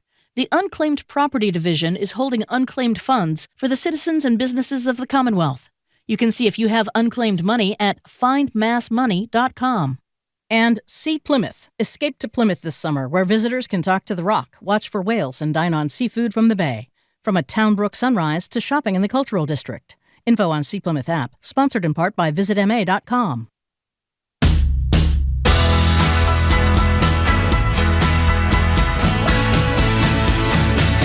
Welcome back to Boston Public Radio. Jim Browdy and Marge Regan. We're live at the library, streaming at youtube.com/GBH News, facebook.com/GBH News. Health standpoint, so I have bipolar disorder. I'm very open about it because I think it's important to be open about mental health.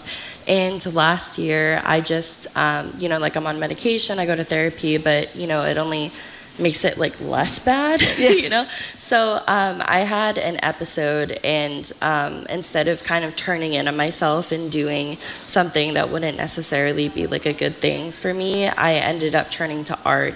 And so I would make these little animals because I picked up needle felting after a long time. And so I started making multiple animals, and I started calling them my depression animals because I was, in a sad mindset. And so my friends would ask me, and they'd be like, "Oh, how are you?" And I'd be like, "Does this answer your question?" I'd show them an army of animals, and they would be like, "Oh my God, you're doing horrible." And I'm like, "You're right." So after a while, I started thinking, and I was like, wow, like I don't want to sell these because I don't like going to the post office, and I would only sell them for like cheap. I didn't really see a point in it, and then I started thinking like, oh, I can hide them, but we live in Massachusetts, so everyone doesn't leave the house after October 1st. So I started thinking, all right, like what are my other options? And I could hide them in like big brand businesses, but I just thought like this is not really worth it because they don't really like need my help. So I started thinking like, oh, local businesses in Boston, like let me boost up the community that we already have. So that's how it started. I started making them, and I hide them for free in small and local businesses. And it's for a lot of things. It's for like just unprecedented joy, just like really finding one of these like randomly is just, people love them so much, and I'm so happy for that. And it's literally just to make people's days. So it just came from like a really, really hard place, and I tried to make something beautiful out of that. You did make something beautiful. So do you call the local independent business and say, hi, I'm so-and-so, this is what I do. I'd like to go hide a couple of these things in your store and then tell people. Is that how it works? Yeah, so generally I email them, or sometimes when people specifically ask for a part of Boston, I'll go there. But I've hidden so many in Brookline because I just love being there, and there's like a ton of amazing small businesses, so I think I've hid like a fourth of them in Brookline, and I think people... Okay, maybe you can give me a hint, because I'm driving to Brookline right after the show. Coolidge Corner, should I look around Coolidge Corner, Washington Square? Can you give me a hint? The chances that something is going to be in Coolidge Corner are exponentially high. Okay. Okay, so but let's talk for a second about the mental health aspect for a minute. One, it clearly, I mean, it's helped you. That's pretty obvious. What kind of response, because you also post these on TikTok. Absolutely. What does it do for the individual who searches and finds? It is so heartwarming. The messages that I get really make it for me of like why I'm doing this in the first place. They'll be like, I remember I got one. It was like paragraphs long, and I was like, I hope this is good. Like, I hope it's a good thing. I hope they're not like, this is the worst little animal. But I generally got a message that was talking about how this girl, she was having like a terrible day. It was a really bad day, and she was like really in her head. She was like, I wanted to go to the gym, and then I couldn't, and then I wanted to go for a walk, and I couldn't. I really couldn't get myself out of my house, and then I saw your animal, and it was so cute. I was like, oh, I really need to go get it. And she had this like amazing experience with the people that worked there, and I love the people who work there. That's why I put it in there in the first place. And she said like, everything that you're doing that you wanted to do is happening, and it happened for me. Beautiful story. It was good. I'm gonna tell. She's gonna see it now, but I'm gonna tell her that. It was so sweet. Okay, That's the voice of Karen Tran, by the way. She's the woman behind the TikTok page, Tiny Felt a Joy. I'm sorry. Okay, I don't want this to be all about me, but I'm just wondering in general, are these hiding in plain sight, or do I have to kind of scurry around or look in corners? Are they hidden like behind things? Will I have to move things? So, very good question. I try to make them as least annoying to the workers as possible. I try to put I don't put them behind like glass walls or like safes or anything like that, but generally I will pan the area that I hide them in. So sometimes I make them harder than others depending on like the area. But yes, like they don't usually require that much digging. So I can just kind of walk around, scan the places around me and see what I see. So I'm very excited about this. The usual way that it does is that when I make a video, I'll show the area that I hide it in. So let's say if it's this area, I'll pan from like here to here, and then you can go find it. And I tell the people who work at the stores, I'm like, you can give them a hint, but it will break my heart. Oh, so what did you bring with us? Yeah, you gave us each pink pretty bags. little bags. Can I open them up? Yes. So I actually host Tiny Felt the Joy needle felting classes. You do? Yes. Ooh. I host classes that are really fun because I don't sell them, and because the whole point is that you find them, right? And if you can't buy them, you can make them. This is our kit, Jim, so we wait can a make second. them ourselves. Before you talk about the kit, and I assume we're going to attempt to make them, which is a losing battle, my friend. But Tell us what's in this. What's in this packet? Yeah, so usually when I have my classes, I will have enough like wool roving, which is the material that these are made out of, and like this fluffy stuff. Yeah. Generally, I will keep enough for whatever class that we're making, and then after that, you have your own project that you can make at home that comes with instructions. And I assume these little things that I think are sort of like gloves for your fingertips is so you don't stab yourself. Is that it? It hurts if you so because it won't like actually like it's not like woodworking where you can chop a finger off, but it will hurt your pride. And what are these little colored pouches of beautiful colors? What are they? So the colors are what's called wool roving, and generally this is really it's so funny because it's kind of a niche hobby, so a lot of people haven't heard of it before, but you literally take the needle and your wool and that's it, and like a little pad to make sure you don't like stab through the table. But can I make a change in plans here?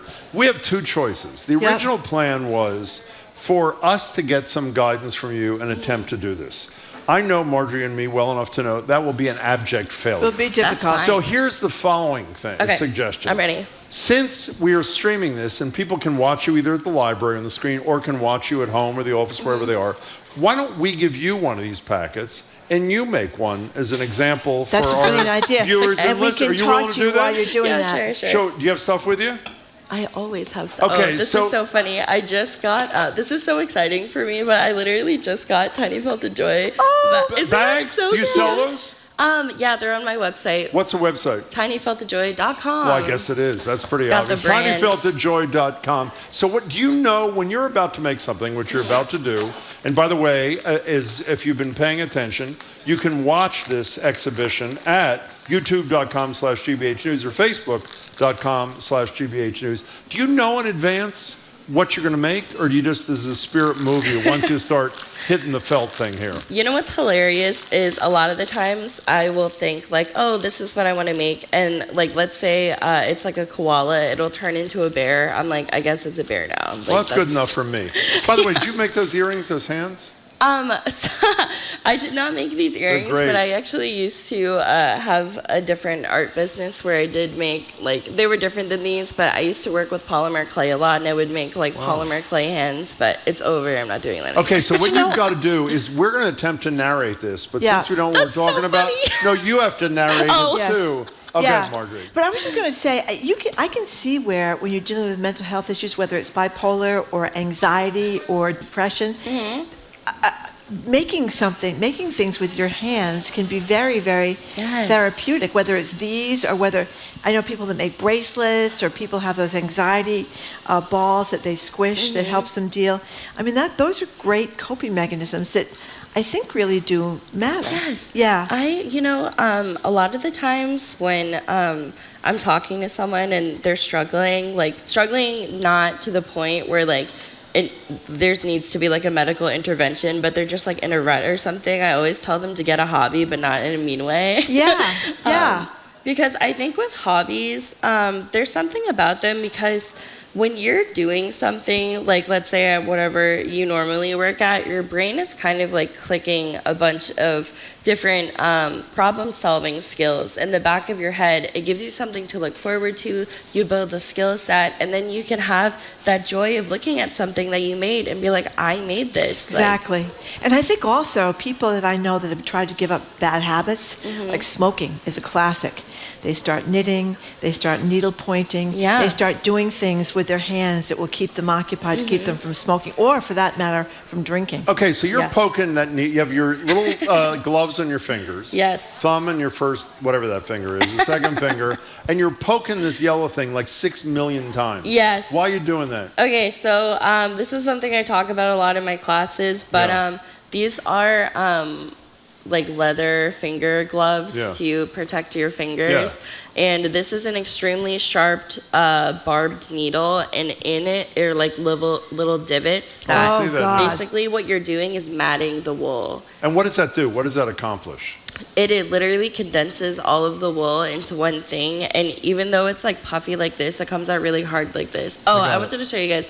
I don't know if they can see it from here, but this is Pablo Picasso. It is. Hold it up right in front of you. Can we get a shot of this, or try to get as close as we can? Okay. Yeah, it's we a are good. platypus. That's great. And Thank then you. it's got- That's pretty great. And he's got a paintbrush. How exciting is that? I'm hoping to hide him in a art store that's around, which I'm pretty excited about. But if you like squeeze it, it's really hard. Can I have that?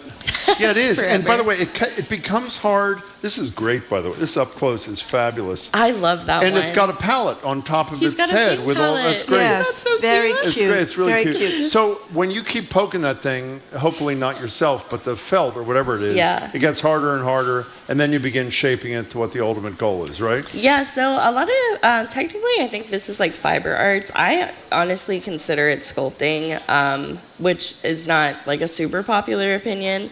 But yeah, so basically, this joke that I have in my class where I have a slide that says like, what are the steps? And the next slide just says stab. And then the slide after that says, thanks for coming. So Karen, when you, because we said before, millions of people have watched you do this, make these animals on TikTok.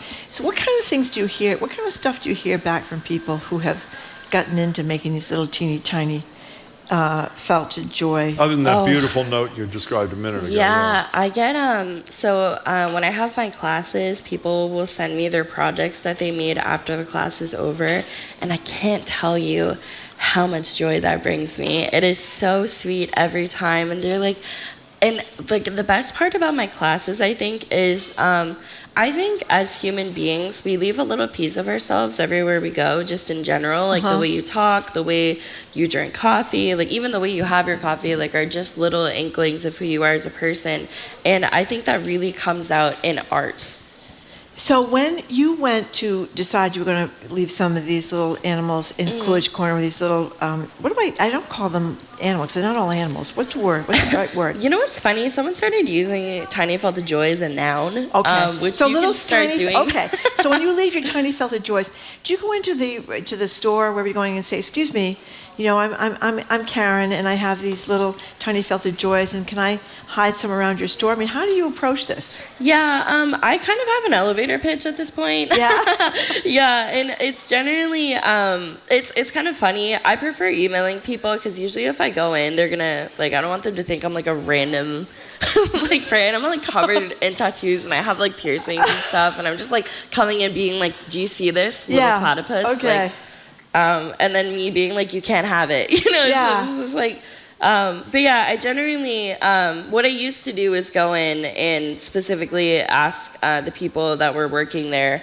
Usually the owners are there if, you know, they're a small business. And now that it's gotten into a bigger thing, I like prefer emailing them because then I can attach the Boston Globe article and the like WBUR, and like I can also do this one too, so they don't think I'm just like a random person. Okay, so Karen, let me ask you something. How long does it roughly take to make, for you, not me, you to make one of these things? Honestly, I can probably crack one of these out. Honestly, how many minutes do we have? We don't have any minutes, so here's what I'm going to suggest. Okay. Here's what I'm going to suggest.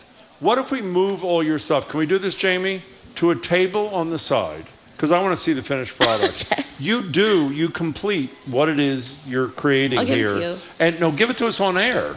I think how long is it going to take? Another 5 or 10 minutes? Hold on. Maybe like 10 to 15 minutes. Give it to the governor. Well, let's find out when it's done. Yeah. So why don't you continue? When you're complete, tell Jamie or Aiden, and we will display it on our streaming thing, because I think people really want to see what the product That's is. so cute. And Isn't that cute? So again, it's tinyfeltedjoy.com if people want to check it out.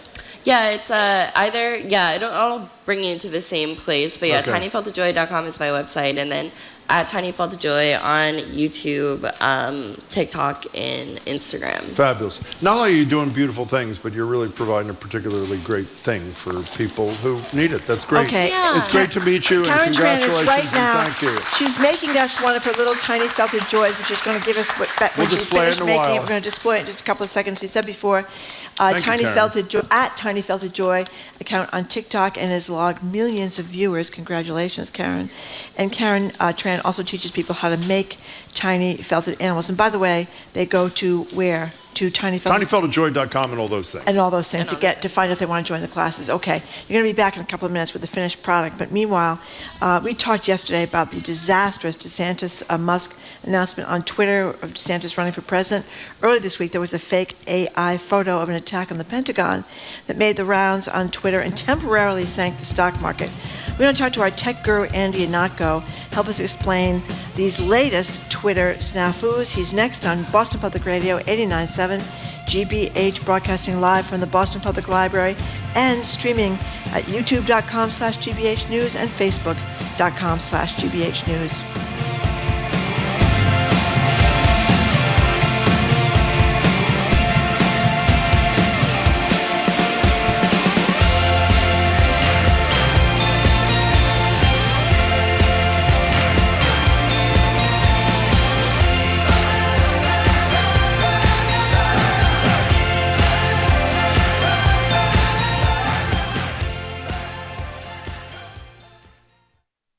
Whatever is going on in Massachusetts, family homelessness is one of the biggest issues that's been rising in recent years. GBH's Talking Politics has you covered. From thorny policy issues to campaign trail drama, Talking Politics is a deep dive into Boston City Hall, Beacon Hill, and beyond. When we look right now across the country, every mayoral administration is going through this huge shift in how they approach these issues. All of our weekly episodes are available on demand at youtube.com/GBH News. Support for GBH comes from you. And Walden Local Meat, 100% grass-fed and pasture-raised beef, pork, and chicken, and seafood from local farmers, hand-delivered to your door. Committed to supporting local food for communities. Membership options and more at waldenlocalmeat.com.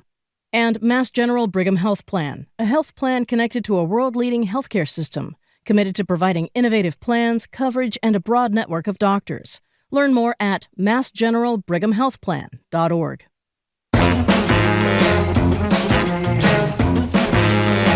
Welcome back to Boston Public Radio. We're live at the Boston Public Library. We would be Jim Browdy and Marjorie Egan. Streaming at youtube.com/GBH News, facebook.com/GBH News.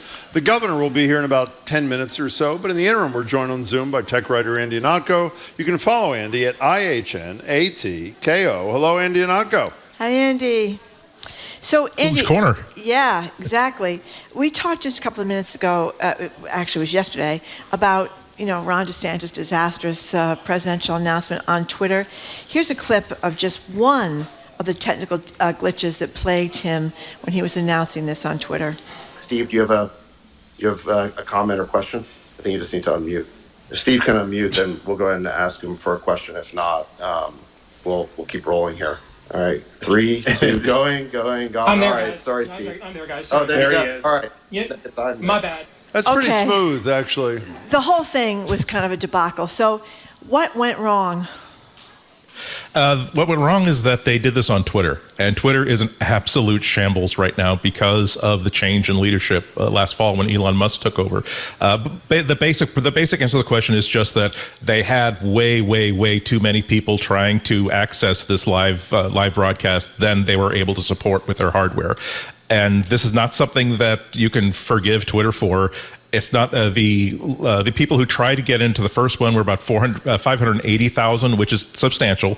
The people who actually got in when they finally gave up and restarted it a half hour later was about 400,000. But this is peanuts compared to like game streams and other events. That this is a solved problem if you have the money, time, interest, resources, and technology to solve it.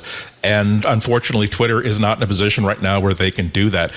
Remember that one of the very first things that Elon Musk did when he became CEO in the fall was he fired now up to about 80% of the people who work at Twitter, including the people who are going to be responsible for building an app, building services like Twitter Spaces, which is the name of the service that was hosting this, and also maintaining it and making sure it works. So that was fail number one.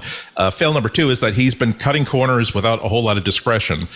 This is the sort of change that would have to happen over a course of a year or two.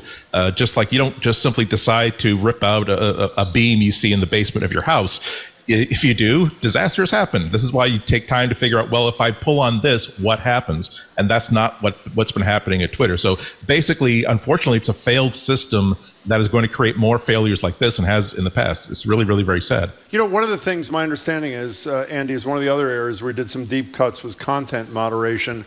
And I'm guessing that the other major problem, much more dangerous, I would argue, than the DeSantis disaster, was this fake video going up, theoretically showing an explosion of some sort at the Pentagon. And even though it didn't really look like the Pentagon, a lot of people, including those in the markets, were deeply concerned about things. That, I assume, is unlikely to have happened, or is it, in the old days when Twitter was fully staffed? It's hard to speculate. I would say that no, for a couple of reasons. Because number one, the content moderators whose job it is to be absolutely vigilant. They have at Facebook and at YouTube, they have a war room mentality about protecting against this kind of misinformation. Basically figuring out that, hey, this post is getting a lot of velocity really, really quickly. What's that about? Algorithms will jump in and slow it down long enough for a human to take a look. And then when the human takes a look and realizes that, no, this is baloney, they can shut that down really, really quickly. So I don't know what's going on inside of Twitter there, but not only have they, again, cut too many people, but also Elon Musk has this brain set of, oh, content moderation is terrible, it's evil. We're doing away with content moderation. The second thing, though, is not up for debate. One of the reasons why so many people believed this at first was that it had a blue check mark next to it, and the posting account was called Bloomberg feed. And this is, again, another piece of Elon Musk brainstorming where, hey, we're going to generate revenue. So now instead of a blue check mark, meaning that at some point we have verified that this person is who they say they were, or this organization is who they say they are, now it's anybody with $8, and we will simply let them name the account whatever they want. And because they didn't think of, well, if we want to use that as a revenue generator, create like sort of a Twitter Plus, why don't we create a new symbol to differentiate it from this check mark that people now continue to relate to integrity and, hey, I can believe this. So yeah, this is once again a disaster, I think, of the CEO's complete making. Well, the one last thing about this from me, it just seems so odd to me that they didn't do multiple trial runs here. DeSantis is announcing he's running for president. These are usually tightly choreographed. Usually you see them on television. But not only, even if this worked, where you weren't going to see it anyway, it was just going to be audio, which I think is kind of a problem. But the trial run part, I mean, could they have done this if they practiced a few times? Yeah, see, again, this is kind of a solved problem. Now, you can't always predict how many people are going to come in, where geographically they're going to come in. That's why there's an entire invisible technology between yourself and the servers you connect to on the web that do this thing called load balancing to make sure that it can get streams and locations from wherever they want. But so it's not a solved problem, but they can do load testing. There are experts who basically can say, okay, we're going to have a presidential announcement live on this service. A, is this service that we've built capable of handling that load? Yeah. B, if it is, can we buy more capacity to make sure that load is balanced? And the answer to both of those was no. Now, again, they couldn't necessarily predict how many people they would see, and that was a large number of a live audience. And as you so wisely pointed out, audio is a lot different. Audio and video are high bandwidth sort of things, but nonetheless, there are experts who do these things who could have basically run load balancing load analysis and simulations to see what would happen if we get 200,000, 300,000, 500,000, 1 million people. And I think that in the old Twitter, they would have said, guess what? They would have said, hey, DeSantis, love this idea. Tell you what, you're going to actually just record it on a video, and then we're going to have a live chat after it so that the important thing, i.e. you making this announcement at 6 p.m. Eastern time or whatever, happens at 6 p.m. And then people won't really notice if the live chat afterward is delayed by 10 or 20 minutes, or if people can't get in. Remember that it wasn't even a smooth idea of, hey, I'm sorry, we have too many users right now, we can't let you in, but we will but stay on the line. If a slot opens up, we'll let you in. It was bang, zoom, crash. That's not supposed to happen. You know, Andy, getting back to the fake video of the Pentagon with an explosion outside, I guess the good news for people who love any kind of deep fake is you'll be able to load the app ChatGPT on your iPhone now, which I guess it'll make it even easier to do whatever they do. My selfish question is, why is it not an Android app now as well? Simply because Google is being way more conservative. They just they have a brand that they have to protect. People count on Google's research results as being factual. People can argue about whether it's biased or not, and researchers indicate that's not.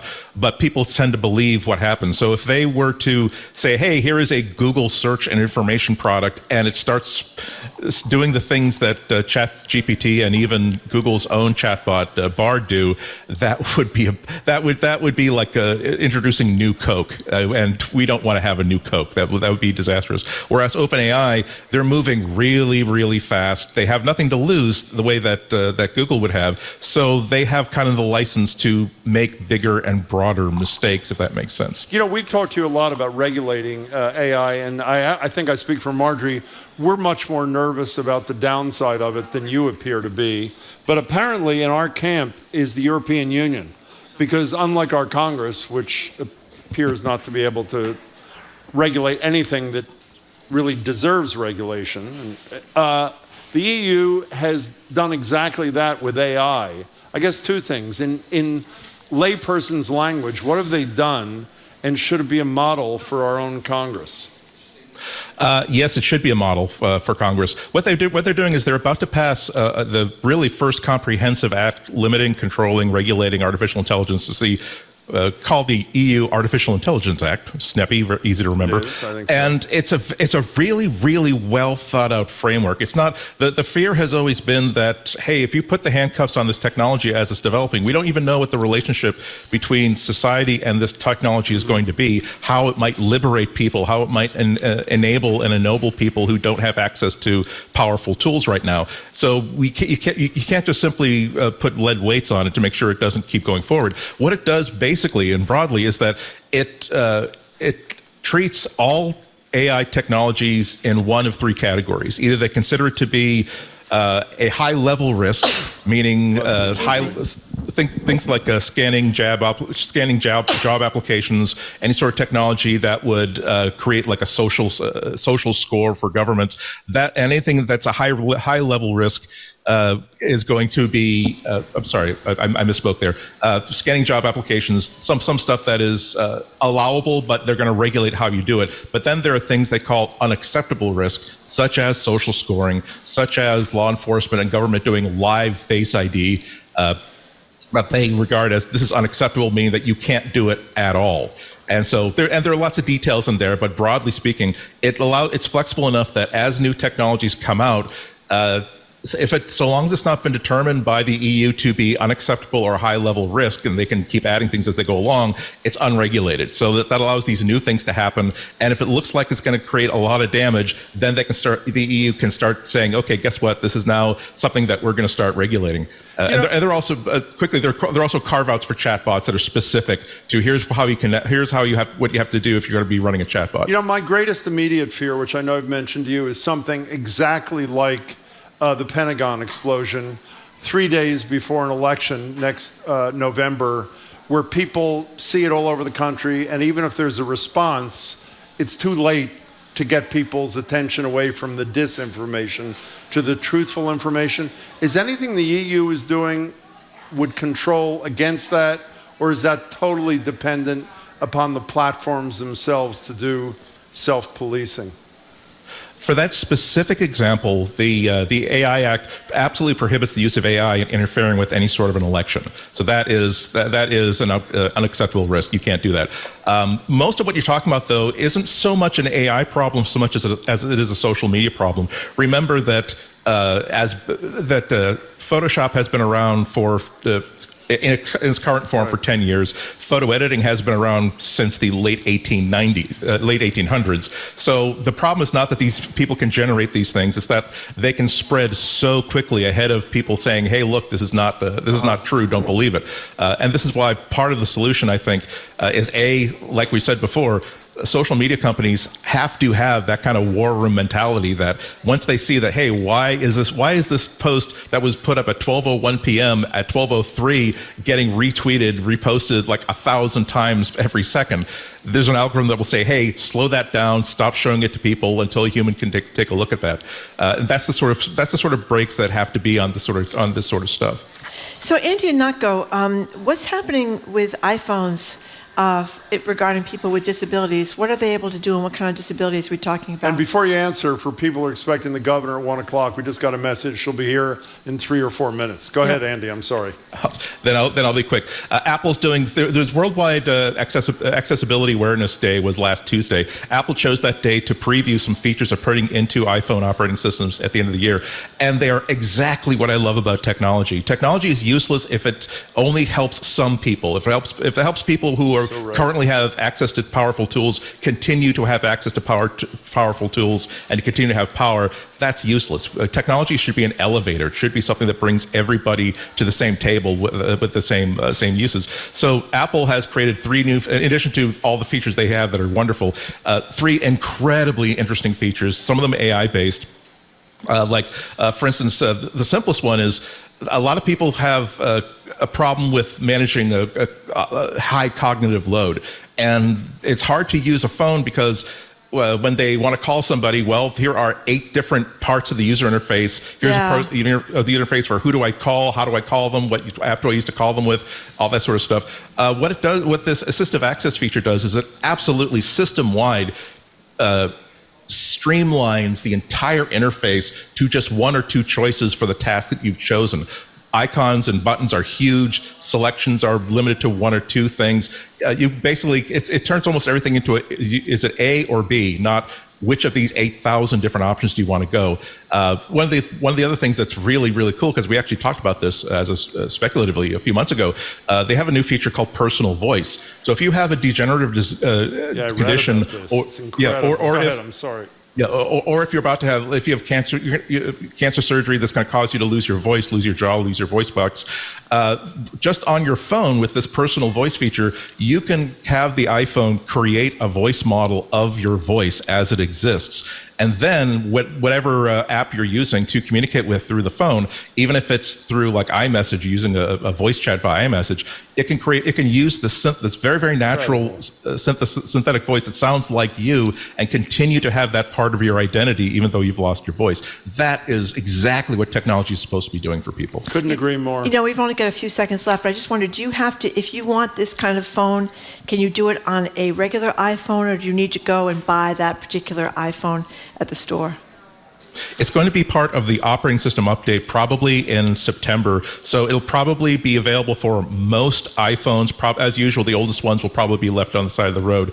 But that's one of the great things that Apple does is that very few things are tied to hardware. If they can make sure that if you bought a phone 3 or 4 years ago, you can still use current features of the latest operating system, they'll make that happen. And most of these things, I think, are going to be in that category. Andy and Notko, we really appreciate your time. Thank you so much, Andy. Appreciate it. We've been speaking with our tech writer, Andy you. Notko. You can follow him on Twitter at Notko. That is IHN as in Nancy, ATKO. Thanks a lot, Andy, for being here. Coming up, before the long holiday weekend, Governor Maura Healey is stopping by for the next hour. She's going to take our questions and yours for Ask the Governor, another session of Ask the Governor.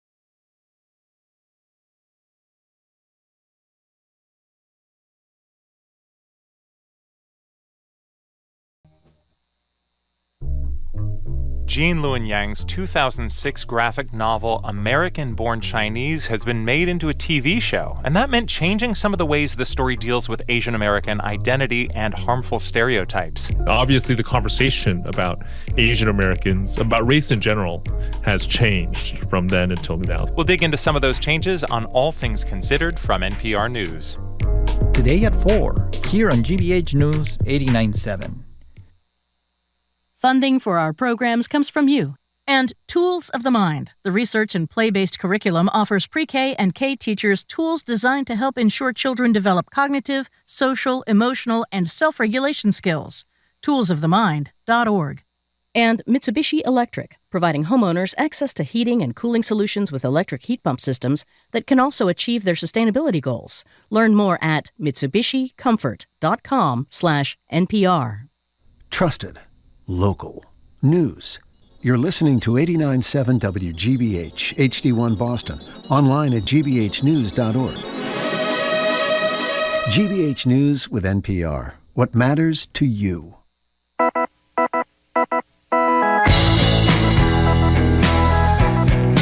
Welcome back to Boston Public Radio. I am Jim Browdy. She is Marjorie Egan. We are live at the Boston Public Library, streaming on youtube.com/GBH News, facebook.com/GBH News.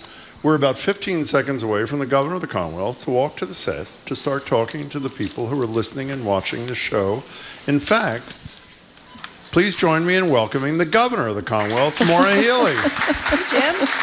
You want to take a breath? Hello, Governor Healey. Thank you very much for coming in. We really much appreciate it. How are you? I'm great. Are you rushed? I'm always moving. Do you hate that? No, there's a lot to do. It's good. A lot of places to be. So we're glad you're here. Good. I'm glad to be here. Yeah, there's never any traffic. Governor. Hey, we're working on that. Yeah. Okay. Ouch. Took me an hour and 20 minutes to drive to Malden yesterday, but I'm not going to bring that up, okay? So, Governor Healey, we don't usually start with with talking about sports, but seeing as though you were a former professional basketball player and played basketball all your life, do you want to talk about the Boston Celtics? Yeah. Hey, look at.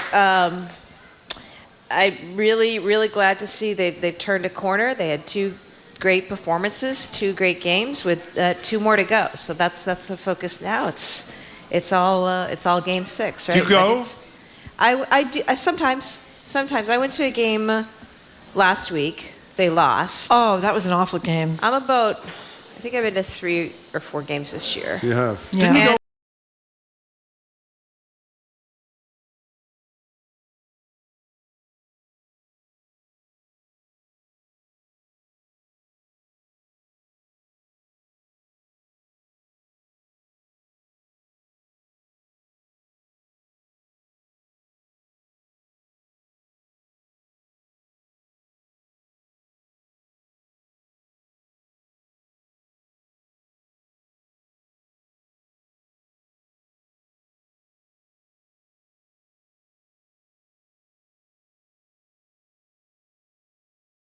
Looking forward to game 6.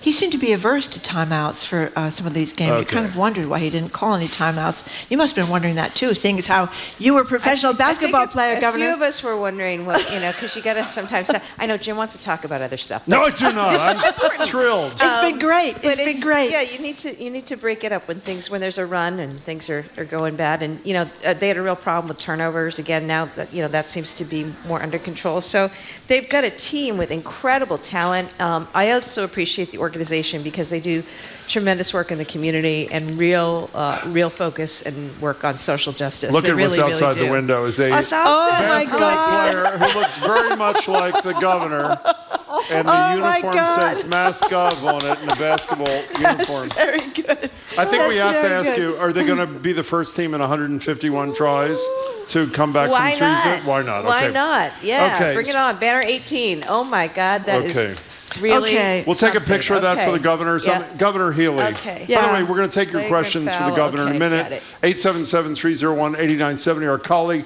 is Annie, or one of you two, our 2 colleagues, Annie and Aiden over here. If you have a question, submit it to them. We'll get to as many of those as we can in the library. Before we do, though, last June, the Supreme Court decided they didn't give a damn about clean water.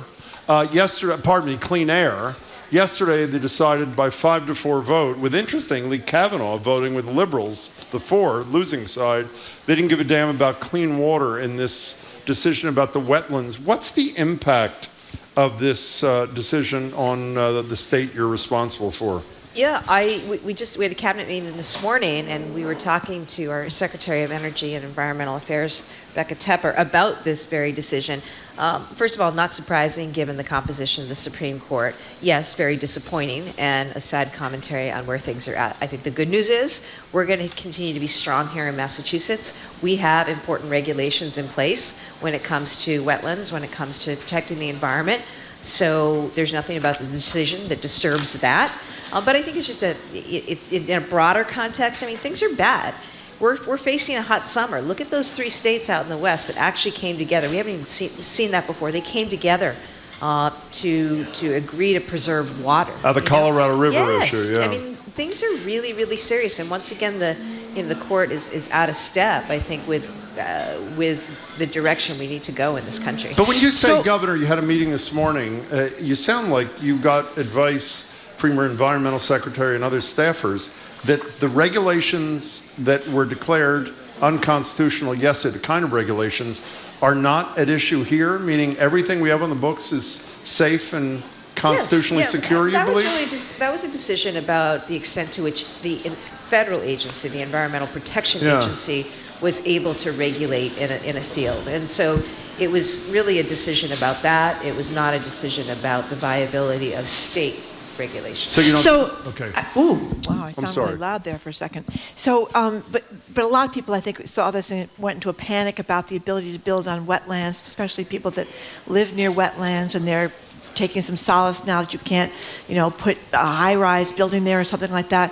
You're saying that you think that in the state of Massachusetts, those wetlands will remain protected from building. Absolutely. And by the way, this is incredibly important to resiliency, too, sustainability. As we address climate issues, what's happening on the coastline, and we have a lot of coastline here in beautiful Massachusetts, it's really, really important as we think about what we need to do with respect to climate and with respect to building resiliency. Now is not the time to build on wetlands. So, that is definitely our view, that as unfortunate as the decision is, and it is unfortunate, it's a decision that's telling a federal agency that they overstep, they're not allowed to regulate that space.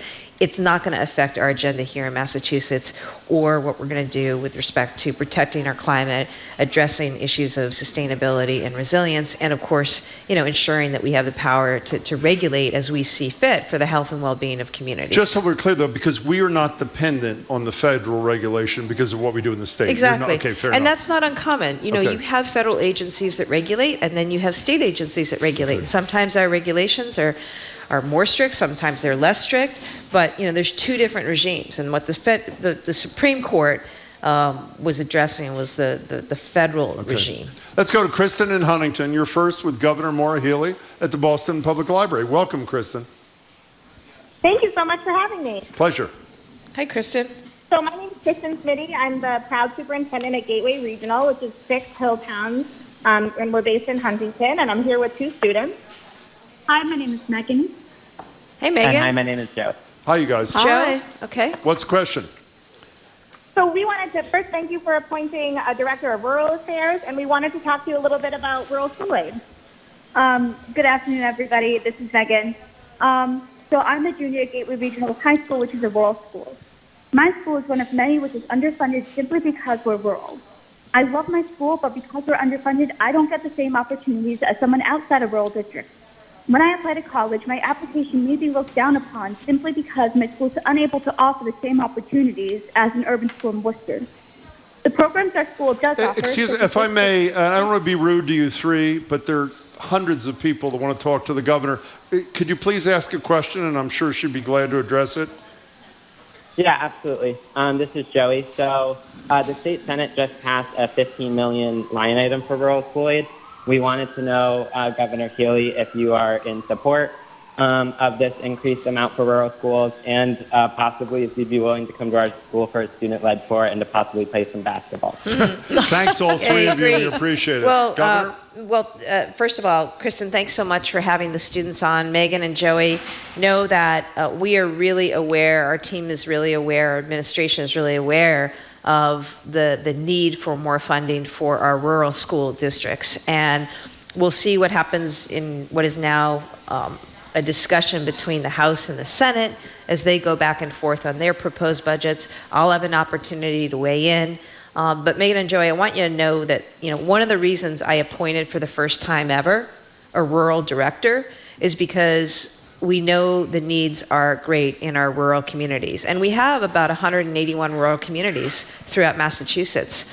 You're in Western Massachusetts, and there are many rural communities there, but they stretch all the way to the Cape and all over the state. And we want to. I understand that when it comes to transportation, for example, there are just other things that need to be taken into account, and that's why we've expressed an openness to looking at funding and the funding formula, and also have put forward more resources for our rural districts. And I'd love to come see you guys, whether it's to play basketball or do something else, but know that the Lieutenant Governor and I are really focused with our team on how we can make sure that there aren't disparities. And a key part of, I've said that the ethos of our administration, there are 3 tenets: affordability, competitiveness, and equity.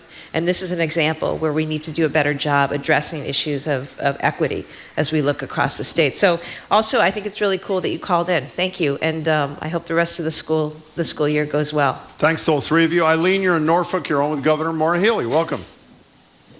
Hello, how are you today? Great. Hi, Eileen. Good. Hi. My question is that I am currently driving a 2023 Kia electric vehicle, but because I purchased it in Massachusetts, the right to repair bill limits my access to my telematics data, and I'm unable to use my Kia app to do anything with my car. So I was wondering if you could discuss how your administration is planning on fixing that, so those of us who drive electric vehicles can have access to our data. Eileen, thanks for the call. I'm getting deja vu because this is actually something that's before the Attorney General's office. And when I was Attorney General, we actually filed a lawsuit. We were involved in a lawsuit over this very issue, and it has not yet been decided definitively. So really, it's going to turn on what happens with the court decision in terms of the right to repair law there. And it'll, right now it's with the Attorney General's office. But I'm happy to take your number, and we can make sure that we give you the best recommendation about what you can do right now. But our position and my position as governor remains what it was as Attorney General in that litigation, which was to make the availability of more repairs by more entities possible. But we're waiting on the court on that. Eileen, if you stay on, we'll take your contact information and hand it to the governor. Can I just say, too, back on the rural director thing? Of course. The person I appointed is Senator Ann Goby. She's fantastic. She's really led on so many issues related to rural economies, agriculture, sports and recreation, and just has a really good handle on the needs of our rural communities. And I think her appointment, not only the fact that we created this position for the first time, but that she's the person who's going to be doing this for our administration, was really well received. And whether it's on education or housing or a rural economic agenda, I think having somebody like her in an office like that is really going to help across the state. I mean, we sit here, we're in Greater Boston and in Boston, but it's a big state, and we want to make sure that every city and town, feels the love and is counted and valued, and we're finding ways to empower. I believe at the mic in the studio here, we have Jordan from East Boston, whose question relates to yesterday's 3rd anniversary of the killing of George Floyd. Jordan, welcome, and thank you for being here. Happy to be here. Happy afternoon. Good afternoon, Governor. Nice Good afternoon, Jordan. So I was just curious, your successor, Andrea Campbell, she's going to be investigating the Boston police gang database. So I just wanted to get your thoughts, with all the mistrust of police given the murder of George Floyd 3 years ago, kind of what your thoughts are on that investigation, and you would have done something similar when you were AG. I think, that's probably something that is better left for her to answer in terms of what that actually is going to look like. I think that, we want to do everything we can to support fairness, equity in the system, to address systemic disparities and instances of systemic racism that have plagued our justice system and community for far too long. That said, I also have been clear we need to support police as they do the work, particularly community policing. We know is so important, and we have a summer upon us, and one of the grants that we're giving out are funding for our cities in particular to help with some of the young people. And providing them opportunities and trying to reduce violence. So, I'm still, Jordan, a civil rights lawyer. That's always going to be, where I land. I also have the view these things aren't mutually exclusive, right? And there are some that try to paint it as such, and it's just not the case. And I'll work in partnership and support the Attorney General, in her efforts in this space as we work with our own Executive Office of Public Safety and Security, on these efforts. And that's also training and resources. One thing it raises too, Jordan, it's, a few things. I think addressing disparities and creating equity are so important. It's why I established a Black Empowerment Council, a Latino Empowerment Council. The team and I meet with them regularly. I also meet regularly with our Black and Latino caucus, which including just as recently as yesterday. That's really helpful. We're doing an equity assessment across all of our agencies because we want to know who's really benefiting from our services and who isn't. So that's just kind of the lens, Jordan, on that work. I also think it's important, though, it's Mental Health Awareness Month, and we see disproportionate numbers also in policing and law enforcement, and in other fields too. There's some real issues there. There's trauma in communities that's real when you talk to victims and survivors. So I'm going to use your question too as an opportunity to put a real plug in for increasing support for mental health resources, because it's a need across so many different realms. The Attorney General will be with us shortly. We don't have a date yet, and Jordan, you should feel free to return and ask the question of Andrea Campbell when she's with us. Thank you for your time. Thank you. Governor Healey, we're getting a lot of texts about environmental issues. We've got some people outside from the Weymouth compressor that are opposed to the Weymouth compressor. And we've also got several texts asking about expanding Hanscom Field to accommodate more private jets up there, which of course is an anti-climate kind of deal, and it's not going to, I think, service the environment very well. So people are outside from the Weymouth compressor. Could you address both of those issues, Hanscom and the Weymouth compressor? So when it comes to Hanscom, there's this consideration or proposal to expand some hangar space out there, and I understand concerns about what that would mean with respect to increase in potential greenhouse gas emissions. So where things stand right now is the state is currently conducting a review, or will be conducting a review and assessing what the impact on emissions will be, and that's a process that will take place over the next few months. So I think I'd like to comment on it once I see the data. This is just the very beginning of it, and certainly I think we've heard from a range of stakeholders on this issue. But that's how it really should proceed. Is let's get the data, let's get the study done. That needs to happen, and then we can make some decisions from there. I certainly am mindful of having appointed the first climate chief in the country. Very mindful of our need to be true to reaching the goals that the legislature set for us, but also doing all we can to address issues related to climate and emissions here in the state. And transportation, that's 40% of emissions in the state are related to transportation. So we don't want to exacerbate that. And what about the compressor? The compressor I've talked about time and time again. I mean, it still remains a position that we I think have done what we can do there. We continue to be in dialogue with folks. Again, I was the one who called for new people on what's called the Energy Siting Facilities Board.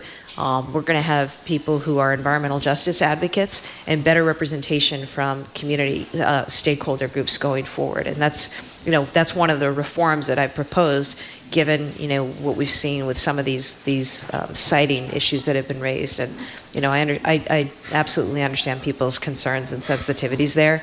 And anybody, I know they're in regular dialogue with my team and the Attorney General's office as well. By the way, the Attorney General will be with us from 11 to noon on June 27th. Let's go to Brockton. Marie's on the phone. Marie, welcome. You're on with the governor. Marie. Thank you very much. I'm here. Thank you very much for taking my phone call. Sure. I have a question about the disaster that's going on in the southern part of the state because of the loss of Brockton Hospital. From what I gather, it won't be opening to the beginning of next year. And Good Samaritan is the only trauma center, people I know and myself were having a hard time accessing any care because Good Samaritan is really full and constantly has trauma people coming in. And any tests you need done or whatever are delayed greatly. So I don't know if the state is involved at all because it's affecting the whole area, not just Brockton. Oh, Marie, thanks for calling. And I'm sorry to hear that. Months ago for folks, there was a very serious fire at Brockton Hospital that essentially rendered it unusable, and they're in the process of dealing with some of the cleanup and renovation there. In the meantime, I know I was on scene. Our fabulous new Secretary of Health and Human Services, Kate Walsh, who previously ran Boston Medical Center, was on scene as well, and her teams were convening regularly to talk to folks at Good Sam, Brockton Hospital, and others about the situation. I know they've opened up clinics and other care facilities down there, but Marie, if there are still issues, then why don't you stay on the line and we'll make sure we get your number and you can talk to somebody on our team and we can, pursue it from there. Marie, please stay on hold. We'll get your contact information. Governor, everybody listening knows that last Friday, Rachel Rollins resigned as U.S. Attorney for Massachusetts. What was your reaction to both the reports that were released on Wednesday and to the resignation of U.S. Attorney Rollins? It was troubling and disappointing, and there was no question that she had to resign. I also, support the ongoing efforts of the men and women in the U.S. Attorney's Office. I worked closely with them as Attorney General, and I know Attorney General Campbell will continue to work and work with them as well. Have you spoken to U.S. Attorney Rollins at all? No, I haven't. Have you, some people, I'm sure you've read the same articles we have, some are suggesting that there should be a criminal investigation. Others are saying the Board of Bar Overseers should look at license suspension. What's your sense of whether either of those avenues should be pursued? By the way, we should say, I assume most people know, when you were Attorney General, you led an investigation into an allegation surrounding her behavior at Andrews Square quite a while ago. What's your position on those kinds of investigations? I'll leave that to others with jurisdiction and authority. I don't have a comment on You that. worry, last thing about it, you worry a lot of people with whom I've spoken who were big supporters of the policy agenda of, and I am one of them, by the way, of Rachel Rollins in terms of, the so-called 15 crimes for which there's a rebuttal presumption when she was DA that wouldn't be prosecuted, are concerned that the selection of her successor, we know there's an interim person, is going to make the selectors progressive criminal justice shy. You understand what I'm saying? Do you worry about that? Not at all. Not at all. I mean, I think there are so many well-qualified lawyers and prosecutors who are out there who are doing the very same thing, and including in this state. So I'm not worried about that. I also have a lot of faith in acting U.S. Attorney Josh Levy. He's a highly regarded lawyer and federal prosecutor and has been the first assistant in that office, and I know that he will continue to lead that office as it needs to be led at this time. Let's go can we go to the mic in the studio? Is Carl around? Hello, Carl. Are you there? Carl is there. Carl has a question for, obviously, the Governor of the Commonwealth, Maura Healey. Welcome, Carl. Thank you for coming. Hi, thank you. I'm Carl Street. I'm a primary care doc and research lead in the Gender Care Center at Boston Medical Center. We're heading into Pride Month. Normally it's supposed to be a very cheerful month, but it feels like the world's on fire for a lot of our trans and non-binary patients and community members. I'm wondering, as governor, how you are advocating for the issues around healthcare, evidence-based healthcare for everyone, particularly at the level, for example, of the National Governors Association, trying to get your peers to butt out of the clinic, essentially. Well, Carl, nice to meet you, and thank you for the important work that you do. We need more primary care docs, and certainly, I appreciate your support for our trans community and that is feeling under attack given the policies and positions and really hurtful, hateful words and actions of others around this country, including governors, including people running for the highest office in the land. So let me just say a couple of things. One, we're Massachusetts. We're different. We protect people's civil rights. We believe in equality. There are so many people that have fought hard for that over the years. We've certainly seen that when it comes to health care, and your new state commissioner of the Department of Public Health is Dr. Robbie Goldstein, who, as you know, among other elements of his practice, was one of the early proponents of and supporters of gender-affirming care and health care for our LGBTQ folks here in the state. So that's a good thing because he's in charge of public health for the state. Look, I am a former civil rights lawyer. I'm a member of the community. I celebrate Pride alongside everybody else. So, I will do whatever it takes as governor to make sure that we are protecting people's rights and freedoms and standing up to, again, what are really hurtful, hateful efforts to I don't know if it's about trying to exploit something for political gain, but these people are nuts with some of what they're talking about nationally. I think when it comes to dialogue with other governors, it's an interesting discussion. I wish I could have an opportunity to get through to some of them, but right now the governors of Florida and Texas do not belong to the National Governors Association. They essentially seceded from those organizations, which is kind of a pathetic and sad commentary. So we'll find other ways to make our point, and I'll work in solidarity with others, including other governors, on this. Because it's really important. It's about the valuing the worth and the dignity of everyone out there. And I look to some of my colleagues, my Republican colleague Spencer Cox in Utah, who has really been clear about his support for LGBTQ equality. So I just offer that because while what's happening is incredibly painful, we see what's happening, the attacks on the LGBTQ community, the attacks on reproductive freedoms. I want to be clear. Massachusetts, home to the first public library, home to the first public school. We believe in access to health care. We believe that you should be able to marry the person you love. These are freedoms and protections that we value. There are also reasons why people should come to Massachusetts. We've got tens of thousands of kids graduating from our great colleges and universities around the state. I want them setting up a life here, building families, building careers, growing businesses, right? And among other reasons they should is because the value proposition for the state in terms of civil rights and protections for basic freedoms nobody does it better than Massachusetts. We've got work to do. But, as you look across the landscape, Carl, I want people to take home that message, particularly as we go into Pride Month, which is a celebration and I think always an opportunity to, recommit to a collective fight for equity and justice. Thank you, Doctor. By the way, before we take a break, what did you do to get on the banned from Russia list? Do you know while you're on the list? I'm serious. What got you in the list of 500 of Putin banning? I don't know. There were a lot of colleagues that I served with, attorneys general, during the last administration. They're on the list. I'm quite pleased with the company I keep, and it's not really going to change my summer plans. I had a feeling it might not. Okay.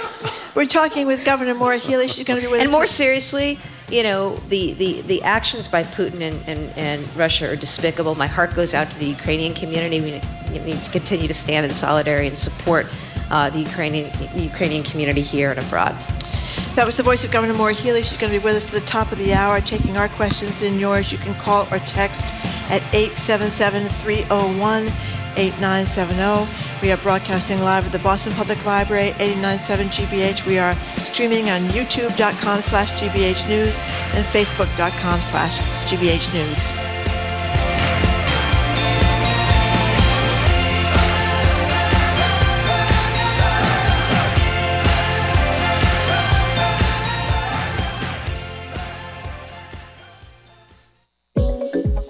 She brought us dispatches from Puerto Rico and taught us how to play pickleball, tackled serious issues of gun violence, and took us to class with a certified genius. We're hanging out with our team's junior member, Takeaway producer, Kat Sposato.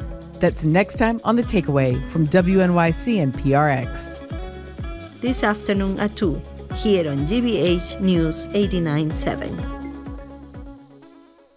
Our programs are made possible thanks to you and Turkish Airlines. The Stopover in Istanbul program offers passengers connecting via Istanbul Airport the opportunity to explore the city's history and cultural life. More information at turkishairlines.com. And South County, Rhode Island, featuring 100 miles of coastline and 20 public beaches. South County visitors can find many ways to enjoy the water in the Ocean State. Learn more at southcountyri.com.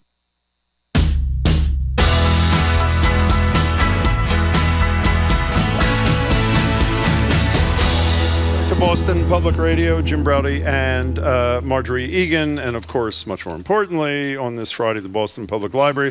The Governor of the Commonwealth is here for her monthly Ask the Governor Hour. By the way, before we continue, Karen Tran was with us in the last hour. She's the woman behind at Tiny Felted Joy on TikTok. She told us a beautiful story about how it helped her mental health, helped the mental health of people who are finding this, and she has created in the last few minutes, which she wanted me to present to you, Governor, this beautiful little felt thing that is an image of somebody very much like us with headphones and a microphone in our face. Gosh. And there, I will present it to you right now, Governor Healey from Karen Tran. Karen, come over and say hello. So nice to meet you. Oh my gosh, look at it is. It's got headphones and a microphone. It's right here too. Really excellent. It's right here. It's right in the right place. Really excellent. Oh, that's great. Karen, thank you so much. We appreciate Thank you so much. We And very I much missed. appreciate it.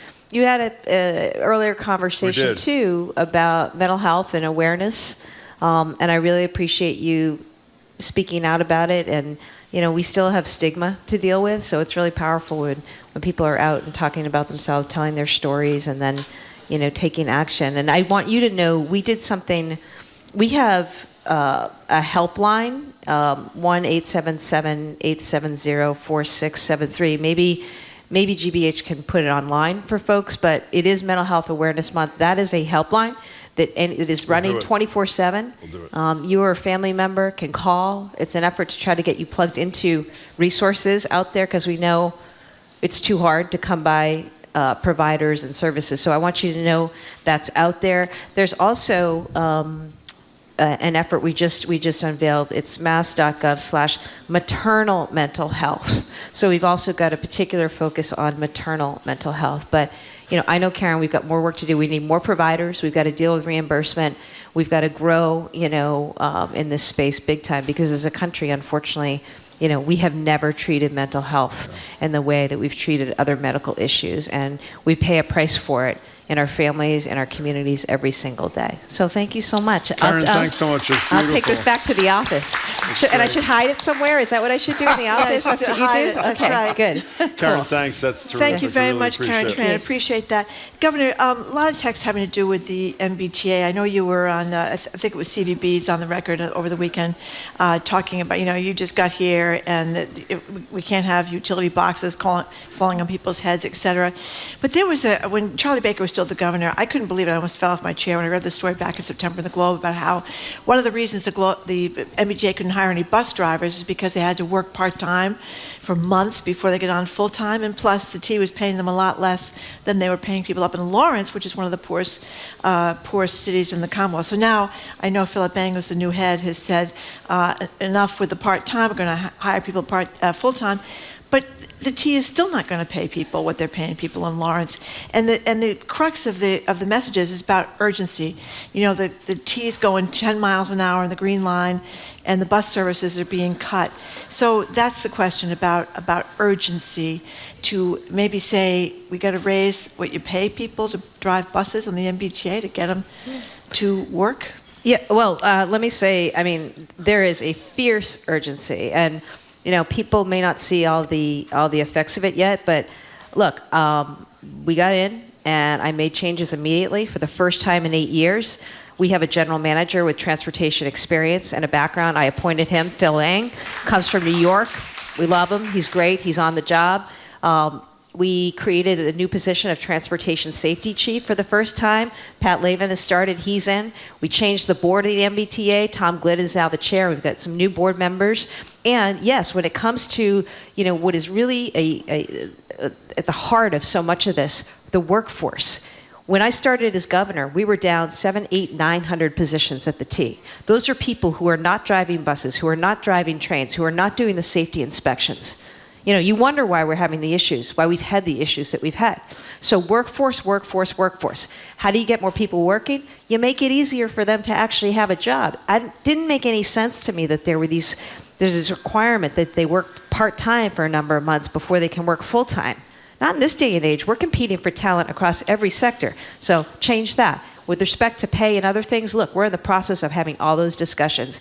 But there is a very targeted talent search on right now. I need people to fill these jobs, and they've got to be attractive. Pay and benefits are part of that. Work conditions are part of that. But, I think I was pleased to see the positive comments from the Carmen's Union, frankly, the other day about this, and that's what it's about. It's about teamwork and people coming together to work. It's going to take some time here, but I feel that urgency, intensity every single day around this issue, and we are meeting and briefing regularly on this, and we're going to continue to until we get to the place where we have a T that is safe and reliable and that people have confidence in. Because I also, want people to be taking public transportation. We were just talking about climate a minute ago. We've got to get people out of cars, and one way you do that is you incent people to take public transportation. But unfortunately, we've got years of underinvestments in the infrastructure and the work. We had a situation where the workforce, is just really running to the ground. But we're trying to rebuild as quickly as possible, and I understand people's frustration with this, but just know that we have a real intensity of urgency of action on this. Julia, the microphone, I believe, has a question about climate as well. So many of the texts today are about climate issues. Here's Julia. Yeah. Thank you. Thank you. Hi, Governor. Hi, Julia. I'm 35 years old. I'm at the point of life where I need to be starting a family if I will do that, but I'm terrified because of the climate. UN scientists tell us that we only have 2 or 3 years to bring down world emissions drastically in order to avoid climate collapse, ecological collapse, and inevitable societal breakdown if those things happen. We also have a law here in Massachusetts that say we are going to get to net zero by 2050 and halfway there by 2030. And yet our state still has projects underway to build new gas and oil pipelines, storage facilities, compressor stations, etc. So my question for you is, how are you going to get us to our climate goals? How are you going to place Massachusetts as a leader the way we are in education, biotech, medicine? How are we going to be a leader on climate in the next couple years under your mandate and bring down our state emissions drastically? Thank you. Thank you. Thanks for the question. I'd say, first off, we've assembled a really great team and created positions that haven't existed before in state government. The keys right now, and one of those positions is somebody who is helping coordinate regionally, working with other states and the federal government, both to get after the money, but also to think about the projects that we need to really build out as we move towards renewables. As you probably know, there's an unprecedented amount of federal funding out there, an estimated $1 trillion available right now from the Biden administration for states. I appointed a federal funds director who is working directly with our climate chief and with our Secretary of Energy and Environmental Affairs to make sure that we are competing for that funding. With that funding, there are things, and also with the funding that the legislature hopefully will provide through the budget, we need to do a few things. We need to focus on the infrastructure. I think about infrastructure as the grid, the transmission, because we can build the turbines offshore, but that energy needs to get distributed to homes and to businesses around the state. We've got a lot of work to do as a state on that, and it will require a lot of work and coordination with utilities. This is a team effort. I want Massachusetts to lead. I believe we are the global leader, in our policy position, the national leader, I should say, in terms of our policy positions. We have a climate agenda across every single agency. Every single agency. That's why there's a climate chief in charge. So as you think about education, as you think about healthcare, as you think about transportation, it's viewed through a climate lens. So that's a good thing, and that will help us as a state get to even further along where we need to be. I understand the urgency in your voice, and I certainly hope that you can leave with optimism. We have to be both optimistic and we have to be action oriented, and we have to be about engaging at the local level on this stuff. One of the things my climate chief is doing, she set up a youth climate council. kids from all over the state, so that within their communities, they can get after and get on with projects that will make a difference when it comes to some of this, and they're activists within their communities driving policies. So it's really everybody, all hands on deck in this moment. But I appreciate and absolutely share with you in the urgency. Julia, thank you. Okay. Governor, two quick. Are you wearing a wedding ring? I'm wearing a ring. No, it's not a wedding ring. Not a ring? Okay, just curious. Well, let me say this. I'm not married. I am in a very committed partnership and loving relationship. But Governor, I have a question not married. for you about something we've talked about a lot here. We talk a lot about the Supreme Court being the primary anti-majoritarian body in the country. But I want to ask a similar question about the Massachusetts legislature. A poll said that 67% of the people in the state supported rent control. 75% support some form of rent control in Boston. The mayor of Boston supports rent control. You've told us on the show, depending on the details, you would support a local option rent control. But a legislature, because of this insane, and it's my adjective, home rule notion, and we read in the Globe, I think in part because there are many more landlords, property owners, than there are renters in the legislature, is about to frustrate the will of the people. What do you say to that? Big-time property 67%, yeah, the millions of 67% and the 75% in Boston, who are probably not going to get what they want, even though it would have no impact beyond the borders of their community. Well, I guess I'd say a few things. One, let's see how the legislative process works. So I'm not going to comment on something that hasn't worked its way through. I think that everybody appreciates just how significant the housing crisis is. And I'll call it a housing crisis. We're down a couple 100,000 units in this state, meaning we're short that many units. And they're just about everybody you speak with, is feeling this or knows someone in their family or close to them experiencing this. Rents have gone up, housing prices have gone up, people can't afford to downsize, people can't afford to come up with that down payment, interest rates now are up. So here's what I'm doing, Jim.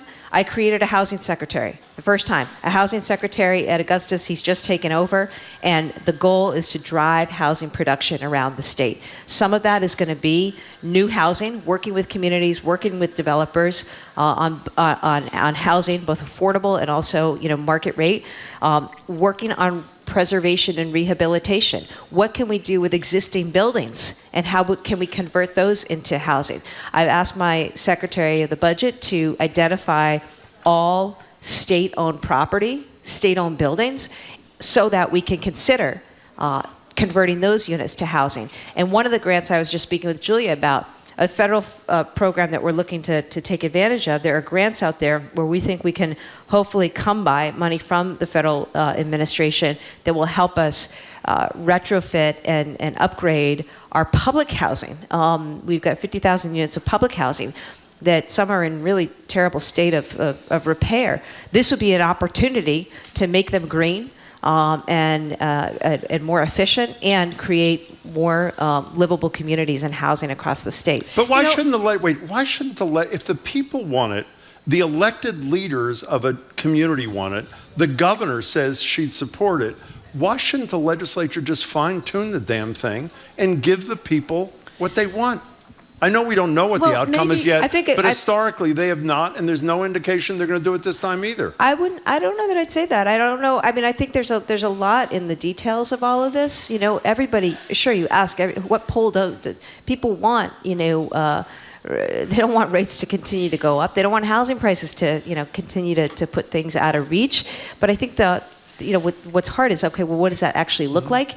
And what are the measures that we need to take? And I am committed as governor to working with housing advocates and the developers and the legislature and also local communities, because, I understand the comment, your questions about the legislature. What I want to suggest, though, is some of this is very much on communities, because we are a state where each community has its own zoning. Each community has its own zoning, and we've already seen instances. I give credit to Lexington for stepping up and exceeding what they were required to do under the law. But if we're going to create more housing in communities, more denser housing around transportation hubs, we're going to need the cooperation of communities to get there. And what I've said to folks is, our destiny is tied to one another. So the impact that one community has by shutting out or blocking certain forms of housing through exclusionary zoning practices, that has effects across the state. Again, I started out the 3 tenets, that this administration is about: affordability, competitiveness, equity. A reason that people are leaving our state is they can't afford housing. So they're going to New Hampshire, they're going to North Carolina, they're going to Georgia, they're going to Texas, right? I don't want to see people leave.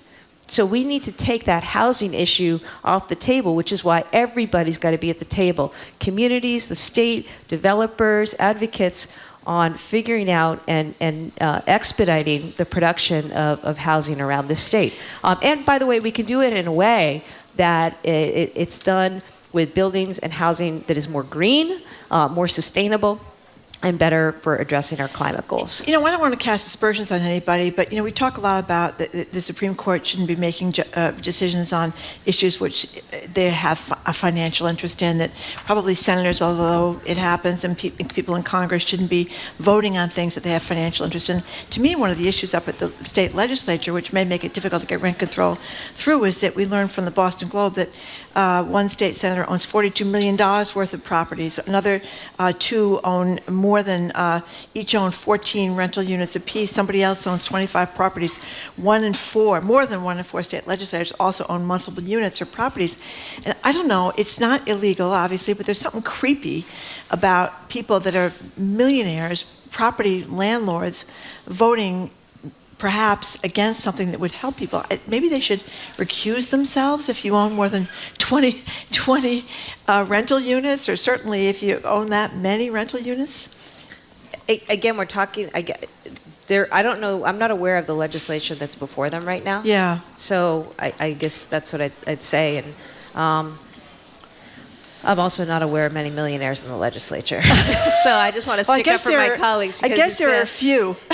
Okay, but I think what's important here, Marjorie, is that we engage right now because we have to, right now, like yesterday, engage in productive discussion, conversation about what are the concrete things that we can do. Yep. Working with community, incenting developers in the right kind of ways, addressing the needs, of so many housing advocates and so many folks who are just barely hanging on and not hanging on, housing insecure as we speak. How can we come together as a state and build forward in a way that addresses all this? And again, it's not easy, but I try to do things with a certain intentionality, which is why I thought it really important that we carve off and separate out housing as a standalone with a secretary and just go and be about that. And that's what I hope we see. Speaking of concrete action, if I can, Memorial Day weekend is about to start. What are we concretely doing in the Healey administration on the veterans front? I know John Santiago, who's been on the show many times as a doc at BMC or as a state rep during COVID, is now your Secretary of Veterans Services. What concretely are you doing? Well, it is the start of Memorial Day weekend, and I just had the opportunity to be with John yesterday. I'm very proud that our administration is the first administration with the opportunity to name a Secretary of Veterans Services. For the first time, our state now has a cabinet-level position of Secretary for Veterans Services, and I appointed, as you said, John Santiago earlier this year, and he is working incredibly hard to staff out that operation. We want Massachusetts to lead, as it has in many respects through time, when it comes to the care of our military families, service members, and veterans. For those of you who are here in the library, you may want to walk a few blocks up to the Common, or if you're coming into town this weekend, on the Common, there are 37,000 American flags that have been planted. Incredible. And it's incredibly beautiful. The Massachusetts Military Heroes Fund, which was started shortly after 9/11, I believe, has done this every year. And it's a very powerful and moving display. I was with folks yesterday, many of our military families and other electeds and military members. for a reading of the names on the comment, and it's really, really moving. These are family members who've lost loved ones, either killed in the line of duty or suffered trauma in the aftermath. We've had a lot of folks from Massachusetts who've lost their lives over the last many years. More recently, which is what this memorial is also commemorating, and. We need to do everything we can. So my team, appointing the secretary, staffing that up, working closely with veterans organizations. We have some of the greatest veterans organizations here in Massachusetts. I think about the Gold Star Wives and the Gold Star families, the work that they're doing. I think about the Home Base program, which is a great program to support service members and veterans, particularly with physical trauma and mental trauma too, and the aftermath of service. And so I just ask folks this weekend. I know many will be on the road. Be safe, please. Some may be out barbecuing. It looks like it's going to be a beautiful weekend, but please just try to remember what Memorial Day is all about, and it is about celebrating. It is about commemorating, recognizing, showing our gratitude for those who were served, because we do not have the freedoms that we enjoy today without the service of those who've gone before us and the service of those who continue to serve. And that's why we as a state, and certainly the Lieutenant Governor and I, will do everything we can to support our veterans and our service members and our military families in our time ahead. Perfect way to end, and we want to thank you, Governor, for your time today, as always. We really Thank you. appreciate it. Thank you very, very much, Governor Healey, for being with us. You can keep up with us 24/7 by way of our podcast. On Monday, we'll bring you a special Memorial Day show with some recent conversations. We'll hear from Frontline's Martin Smith, New Massachusetts Department of Environmental Protection President Bonnie Heupel, legendary Hollywood director Oliver Stone, and some music courtesy of the Roots pianist Ray Angry, who is fantastic. We want to thank our crew, Zoe Matthews, Aidan Conley, Nicole Garcia, Hannah Laws, our engineer, John LeClaw Parker, our executive producer, Jamie Bologna. We want to thank the BPL team as well, Cy